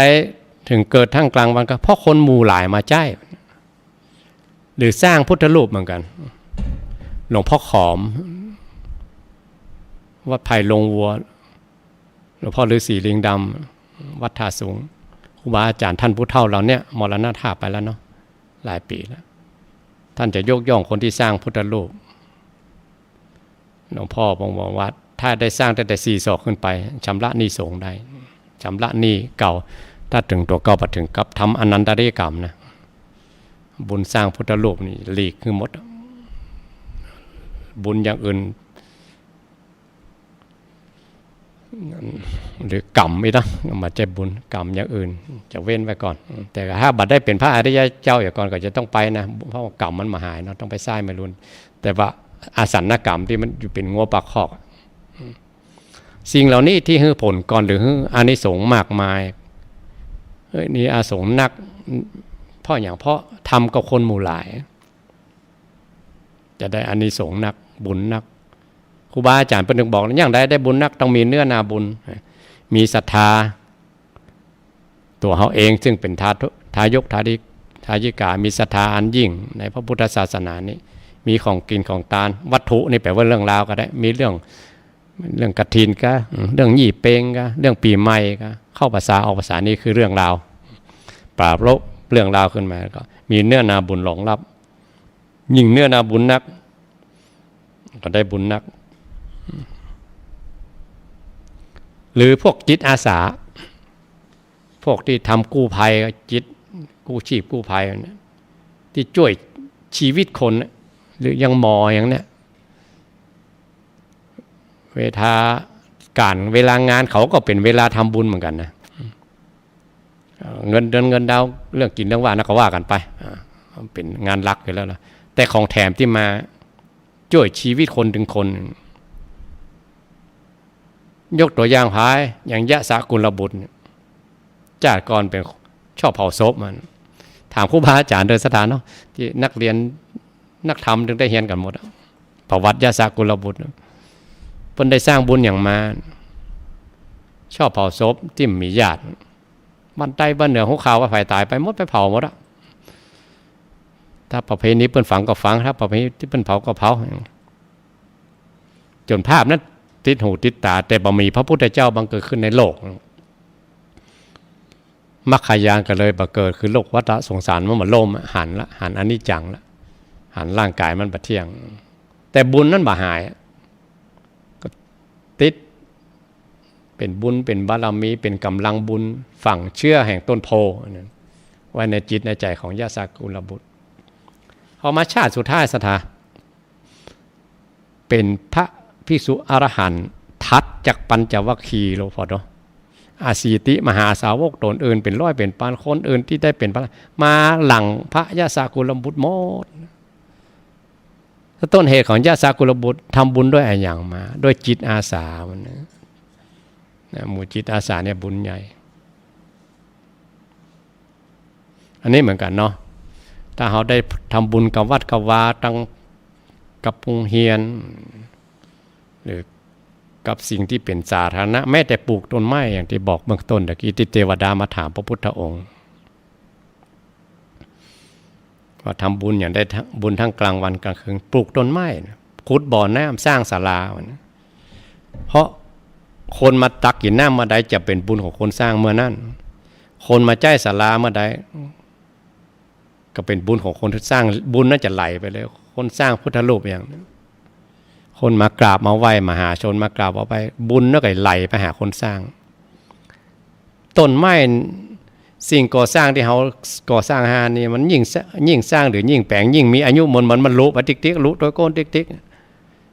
อย่างที่บอกว่ายากอย่างจะมาตั้งยากปฏิสังขรณ์เพราะมันรู้อ่ะมันกดอยู่กดอันนี้จังแต่ถ้าต้นไม้บางอย่าง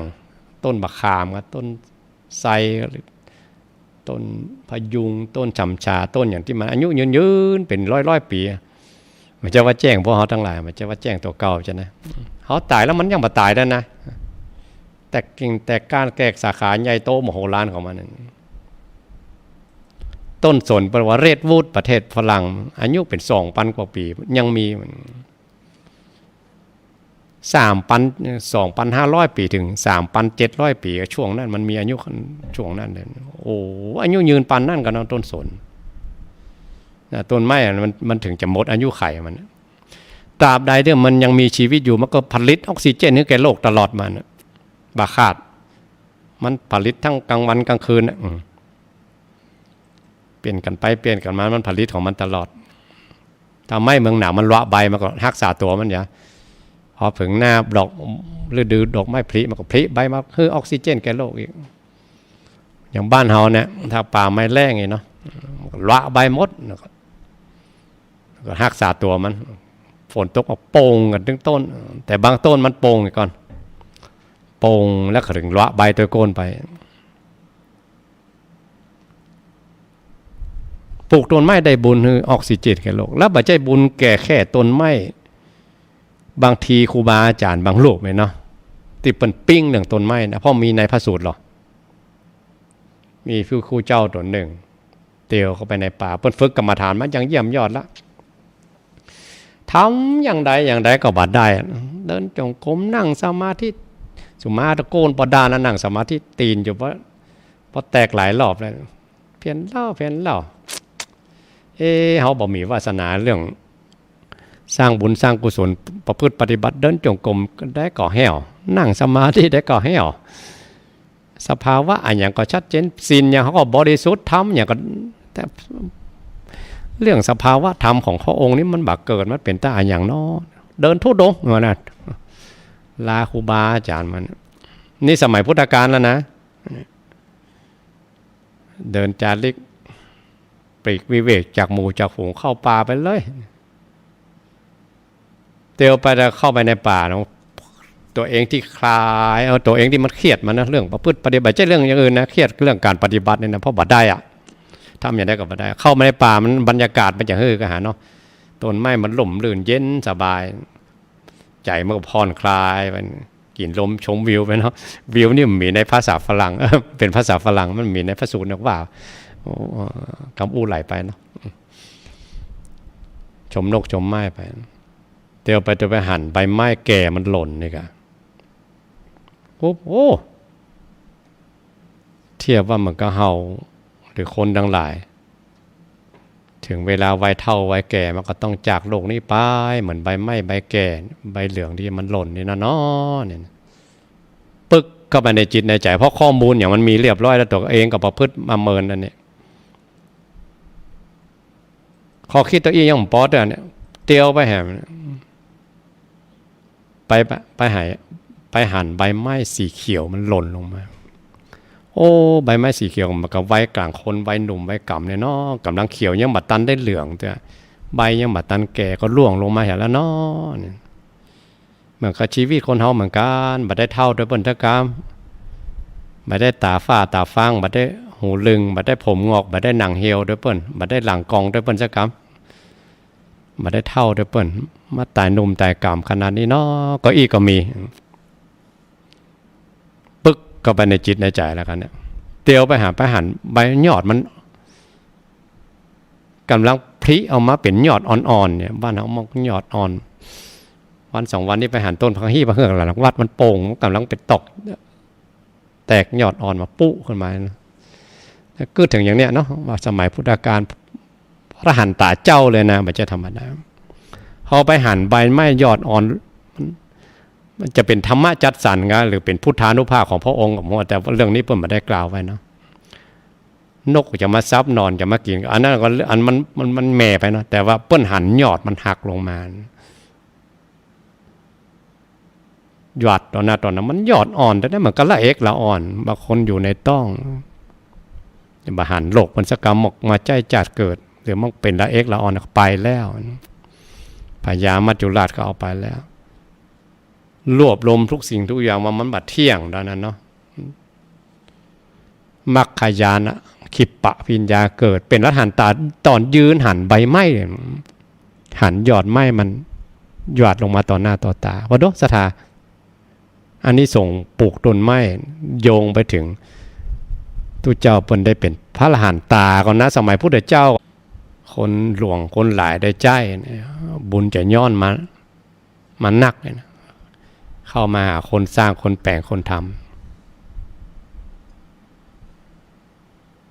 แต่โยงไปหาพุทธก่อนไปเปิดเทปฟังมาได้เป็น Facebook สักกรรมเป็น YouTube ของวัดฝ่ายหินได้บันทึกไว้มามีภาพเนาะว่ามาเข้าห้องที่เจเป็นผู้ควบคุมรายการนี่มาได้จัดกับท่านผอ.ไปเปิดเทปฟังว่ากันเดี๋ยวจะเล่าเนอะเสียงมันทับเสียงสถาทางโทรศัพท์อู้ไปเพลินไปอู้ไปเพลินไปลืมไปอ่ะมาได้อู้สักกรรมพอไปปิกฟังเทปที่บันทึกไว้ที่วัดฝ่ายหินทำ YouTube ไว้มาได้เล่าเรื่องสักกรรมว่าได้เกริ่นเบื้องต้นว่าพุทธเจ้าก็ดีพระปัจเจกพุทธเจ้าก็ดีตัวละหันตาเจ้าก็ดีแต่ก่อนนั้นตอนที่เปิ้นบ่มบารมีเปิ้นก็ยังเฮาเนี่ยมันแต่ท่านทั้งหลายเหล่านั้นท่านอยู่อย่างสาระอยู่อย่างสร้างอยู่อย่างธรรมพอพระองค์แผ่ขายพยานปุ๊บกับมุมนั่งกติดขายกันหมดแต่พวกเขาทั้งหลายเขาปูอยู่เป่าประโคกโลกเนาะบัสแปลงมาสร้างแล้วเปิ้นก็ปิกมาเกิดเนี่ยพอเกิดปุ๊บก็พกใบมรณะบัตรมาทันทีก็ต้องตายไหวสุดๆเนาะต้องใจจัดเกิดมาจัดนะแว่ขึ้นมาก็ต้องกำใบมาแล้วแล้วครูบาอาจารย์ท่านเหล่านั้นเป็นชาติสุดท้ายของท่านแล้วมันเกิดถึงแม้ท่านจะเกิดมาถึงแม้ท่านจะตายแต่ว่าชาติเกิดของท่านบ่มีแล้วอนาลโยไปแล้วบ่ปีคืนไปแล้วบ่มีชาติเกิดของต่อไปของท่านแล้วความตายครั้งนี้เป็นความตายครั้งสุดท้ายของเราเนี่ยพระองค์ว่าอย่างนั้นเลยนะที่ว่าพระพุทธองค์ก็ดีพระปัจเจกพุทธเจ้าก็ดีตัวละหันตาเจ้าก็ดีที่ท่านละโลกนี้ไปแล้วสุขโตไปไหนก็บอกว่าเนาะท่านบอกปิกมาแล้วอย่างพวกเขาทั้งหลายต้องเวียนว่ายตายเกิดกันก่อนที่เปิ้นจะได้มาเป็นพระพุทธเจ้าเป็นพระปัจเจกพุทธเจ้าเป็นตัวละหันตาเจ้าอาสิติมหาสาวกทั้งหลายที่เปิ้นเป็นอย่างเฮาเพราะอย่างก็เวียนว่ายตายเกิดอย่างเดียวกันเนี่ยมันสร้างบุญสร้างบารมีก็เลยขอยกตัวอย่างเห็นแล้วเนาะชักเรื่องหนึ่งที่ไว้เล่าให้ฟังพูดก่อนก็เคยเล่าไว้เหมือนนะ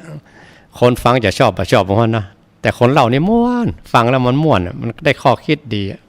ฟังแล้วมันก็ครับมันกินหัวจิตหัวใจเฮาเนาะ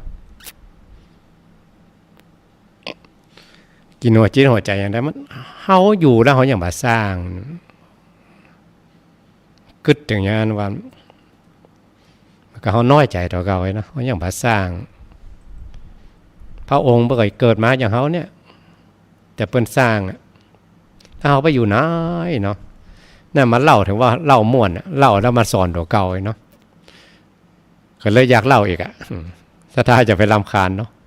คนอูได้ม่วนว่าได้เอาทำผูกนี่เนาะเรื่องนี้มาเล่าให้ฟังเรื่องอีกาโพธิสัตว์กับอีกาเทวทัตเป็นเสี่ยวกันอยู่ปากแม่น้ำมันก็ปากแม่น้ำเจ้าพระยาปากแม่น้ำบางปะกงหรือปากแม่น้ำโขงอย่างนี้ที่เป็นปากแม่น้ำออกไปสู่ทะเลนะอาหารไม่อุดมสมบูรณ์ที่ปากแม่น้ำกุ้งปลาห้อยอย่างนี้มันก็ยังมีสปะของสดของแห้งของที่ตายซากมากี่ร้อยเอาปากทะเลไปหมดมันไปจมที่ทะเลหมดอีกาเทวทัตกับอีกาโพธิสัตว์ตั้งตัวมีบริวารเหมือนกันลูกฝูงบางทีปะของอย่างที่มันน้อยก็แย่งกันพิษกันเทียงกันอีกาโพธิสัตว์เป็นหัวหน้าอีกาโพธิเทวทัตก็เป็นหัวหน้าก็ห้ามลูกน้องแบ่งกันกินไปทิศพิษกันพ่องดีกันพ่องไอ้อันอยู่ด้วยกันก็มีความสุขอยู่ในป่ากงกลางเนาะป่าไม้ป่าริมทะเลที่เป็นปากแม่น้ำออกสู่ทะเลวันหนึ่งมันตั้งเหนือปากแม่น้ำขึ้นไปมีป่าใหญ่ธรรมดาจ้างมันก็เตียวไปตามหนทางของมันนะทั้งฝูงนี่เป็นโขลงเนาะถ้าจ้างป่าเพราะว่าเป็นตัวถ้าจ้างบานเพราะว่าเป็นเชือกเตียวไปตามหิมฟังทำมาหากินของมันนะกินผลไม้รากไม้กินใบไม้ฝนตัวโตก็ตีนมันเปื่อยมันเหมือนอย่างเก่าจ้างตัวนั้นมันเตียวในห้องแบบเหมือนฝูงมันก็ก้าวพลาดขึ้นมา หยาดลงไปน้ำไม่ตะลิงมันสูงเนี่ยตายไปกระทบหินอย่างตะลุ่มตายถ้าจ้างตายเพราะว่าจ้างล่มเองนะลักษณะน้ำหรืออันมุนนี่ต้องว่าถูกหน่อยถ้าแต่ละออนอาจจะฟังก็ได้ออนฟังไว้ลักษณะน้ำของจ้างเป็นว่าเชือกลักษณะน้ำของจ้างปลาเรียกว่าตัวจ้างล่มหรือจ้างตายบางกี่วันมันก็ปองอืดขึ้นมาละลอยไปในน้ำไปลอยไปถึงใกล้ปากแม่น้ำอีกาโพธิสัตว์กับอีกาเทวทัตก็หันแหละปะโตจ้างดึงตัวบะเล่นลอยอืดปองมาเนี่ยลูกฝูงทั้งหลายหันเฮกันโอ้อาหารอย่างดีเฮามาแล้วเนี่ยต่างตัวกันแล้วลุมกันมันความกิโลมันมีเทียงกันนะอีกาโพธิสัตว์กับฝูงอีกาเทวทัตลู่กินเทวทัตอีกาเทวทัตกับอีกาโพธิสัตว์ช่วยกันห้ามของกินมีบ่เลิกบ่เตอขนาดนี้ลู่กันอย่างบ่แล้วเอาอยู่กันดีๆกันเอากินจนอิ่มหากินบ่ต้องตั้งคนตั้งกินไปเอากินกันเต็มที่เรือทำกันเนาะนี่ต่างคนต่างกินนะกะตั้งมาจะต่างคนตั้งตัวตั้งกินกันอีกาโพธิสัตว์กับปลาลูกฝูงกินกันเต็มที่อีกา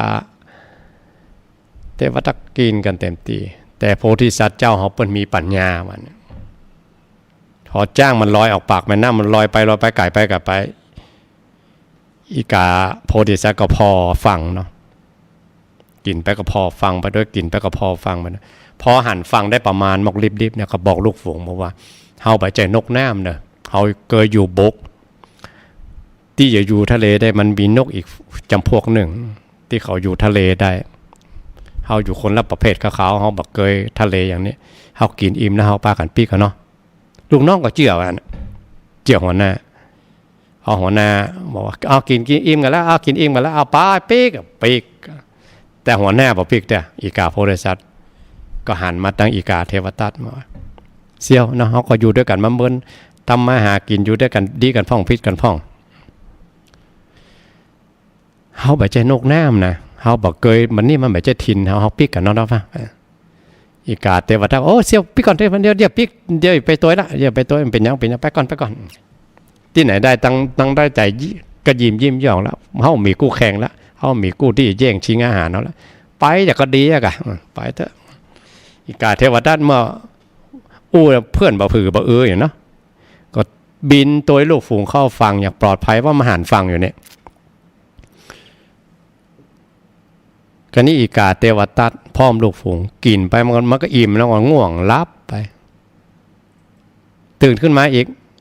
อาหารก็เต็มหน้าหิวไปสุมาเนี่ยกินไปขี้ไปทายไปเนาะรับไปอย่าลืมวันลืมคืนกี่วันก็บอกหัวปากันมัวเมาในการกินซากจ้างเนี่ยซากจ้างมันอยู่แจ่หน้าเมินไปทางลุ่มมันก็เปื่อยไปก็ค่อยจมไปแต่น้อยในสุดก็จมวับลงไปในทะเลอีกาเทวทัตพร้อมลูกฝูงทั้งฝูงพอซากจ้างจมน้ำกี่วันกี่คืนก็บอกโหที่ออกมาเนี่ยลืมวันลืมคืนตุ้ยปุกลุกปลักกันมาเนี่ยกินดีล่ำไปบินขึ้นมากับตัวก็นักตึกเกิกเลยเนาะเลี้ยวพ่อมีกระน้ำกับฟ้าสถาเรื่องในปรากฏอยู่ในพระสูตรพ่อไปเลี้ยวไปนั่นได้กับฟังอยู่ไหนบ่โหวันน่ะตัวเก่าก็แบบเกยตีเนาะไปใจนกน้ำอย่างโพธิสัตว์เจ้าวานไปทางใดก็บ่โหทิศทุกทางเอามาทางนี้เนาะตัวเก่าไปหัวหน้าฝูงบินนำเลยแข็งแรงตัวใหญ่แข็งแรงบินไปเหลียวพอทางหลังลูกน้องจมไปทีละตัวยวนลงมาจุ้มตายบินมาอยู่ตัวทนเวทนาบ่ไหวบินไปเป็นอ่อนเปียเพลียแรงนะไปหยัดจุ้มตายบินไปลูกน้องก็ตายตัวก้นติกๆหยัดลงไปหยัดเอาเข้าเหลือตัวเก่าเป๊กเค็กเลยนะหาวเจื่อเสี่ยวหอยเนาะ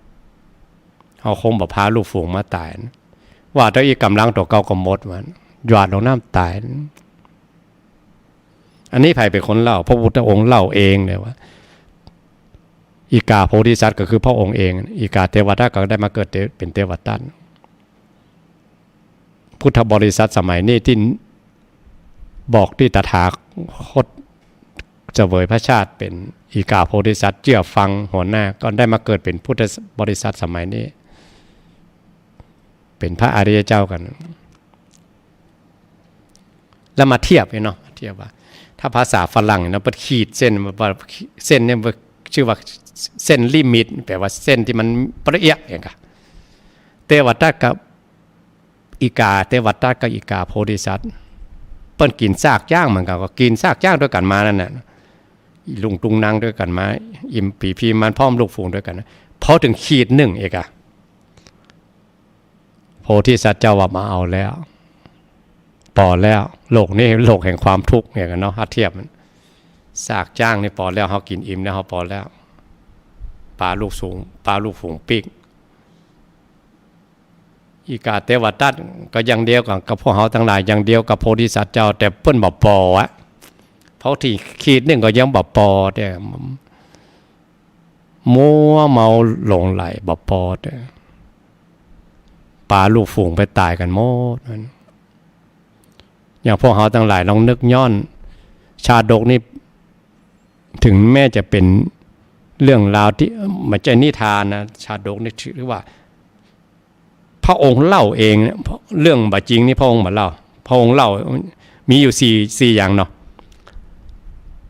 จริงแล้วมีประโยชน์พระองค์ถึงเล่าจริงแล้วมีประโยชน์พระองค์กับมาเล่าบาจริงแล้วมีประโยชน์พระองค์กับมาเล่าบาจริงด้วยบ่มีประโยชน์พระองค์เล่าเรื่องเดียวคือจริงแล้วมีประโยชน์นั่นพระองค์เล่าเรื่องโพธิสัตว์นี่เคยแสดงเรื่องจริงของพุทธองค์เนี่ยมาเป็นข้อคิดกับพวกเราทั้งหลายได้อย่างดีพวกเราทั้งหลายจะฮู้คิงเมื่อใดเนาะฮู้คิงตอนจำใจยังอีกาเทวทัตไปจมน้ำกันกาต้องจำยอมต่อมรณะภัยที่มาเบื้องหน้ากันข้างเอ้ยอยู่บนเตียงกันนั้นจำยอมแล้วหรือให้ฮู้คิงมาเดียวเนี่ยจะสั่งสมบุญสั่งสมบารมีไว้ตกกันขีดเส้นบนมีหรอเต้าอี้ก็พอละเขาจะมีเพราะว่าในใจเขาเต้าอี้ก็พอแล้วก็หาการงานตั้งโลกถึงเวลาที่สั่งสมบุญไว้กับตัวเก่าแล้วก็หาจะไปมัวเมาอย่างคนสมัยก่อนแถวด้อยลอยมีน้องไปจะว่าเล่าขวัญเจ้าบ้านเขาจะปลูกปลาเขืออย่างพวกปลาเขือเจ้าพญากับอีปลาแตงชนิดหนึ่งปลาแตงญี่ปุ่นกับปลาแตงอย่างพวกนั้นมันจะถือมันใหญ่นั่นก็เปิ้นกับเมาละล้านกับเมาน้อยแล้วนั่นเปิ้นกับเมาต่อพอดีขนาดนั้นปลาเขือเหมือนกันถ้าใหญ่แล้วนั่นมันก็บะล้ำน้อยแล้วนั่นมันก็มีน้ำหนักเอาต้องพอดีขนาดนั้นใจใส่อ้อมเปาะอ้อมไปแล้วลูกน้อยกันว่าอันน่ะคันนี้การงานเปิ้นมีบ้านใต้บ้านเหนือจะไปก็บ่ได้ปลาเขือมันจะใหญ่ละแต่รุ่นนั้นมันก็ไปโอ้ลงทุนปลูกไว้แล้วเนาะรุ่นนี้ต้องตัดบัดเดียวนี้อ่ะแล้วอันที่ไล่ตัวโกนมากกว่าอีกถ้าบัดได้ตัดวันนี้ครับไปงานศพอย่างงานปล่อยกฐินอย่างงานร้อยกระทงอย่างงานมันดึงมาได้แล้วที่มันงานติดๆกันนั่นนะก็เลยถึงว่าบะเขือไล่ญาติเหมือนไล่ญาติขานมีดเลยเพราะว่ามันบัดงานเปิ้นมันมาได้ไปมันต้องตัดบะเขือมันต้องตัดบะแตงมันอันนี้เปิ้นว่ามานะแต่ถ้าเปิ้นเปลี่ยนคนก็มีกันแต่ว่าประเด็นนี้ผมปลูกกันละบะเขือไล่ญาติเพราะมันขาดญาติขาดมิตรจริงๆมันบ่ได้อยู่ได้ยากได้อ้อมเปาะอ้อมปล่อยไหนจะใส่ปุ๋ยใส่ยาไหนจะสปะแปลงก้างแปลงอย่างมันพอหน่วยกันมันก็ต้องตัดถึงกับโรงงานบ่มีเวลาจมอยู่นั่นบ่มีเวลาพี่น้องไปทำบุญมาบ่มีเวลาพี่น้องตายบ้านเหนือมันบ่มีเวลาอันนั้นการงานบังคับเนาะแต่ถ้าสังขารบังคับเนาะสังขารบังคับเนี่ยเมื่อหนุ่มเมื่อน้อยในสังขารดีๆแข็งแรงดีพื้นๆพันๆไปว่าโอ้เฮาแข็งแรงอยู่มันเท่ากันรอลูกหลานมันใหญ่ยังกันก็ไปอันนี้แสดงว่าเขาเชื่ออีกาเป็นลูกฟูงอีกาเทวทัตในสถานนะอีกาโพธิสัตว์เจ้าเหมือนพระองค์เป็น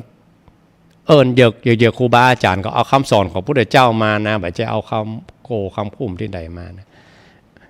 อีกาโพธิสัตว์เจ้าเปิ้นขีดของเปิ้นขีดหนึ่งเลยเต้าอี้ปอแล้วปลาลูกฟูงอาหารก็มีเต็มหน้าเต็มตาเบาแล้ว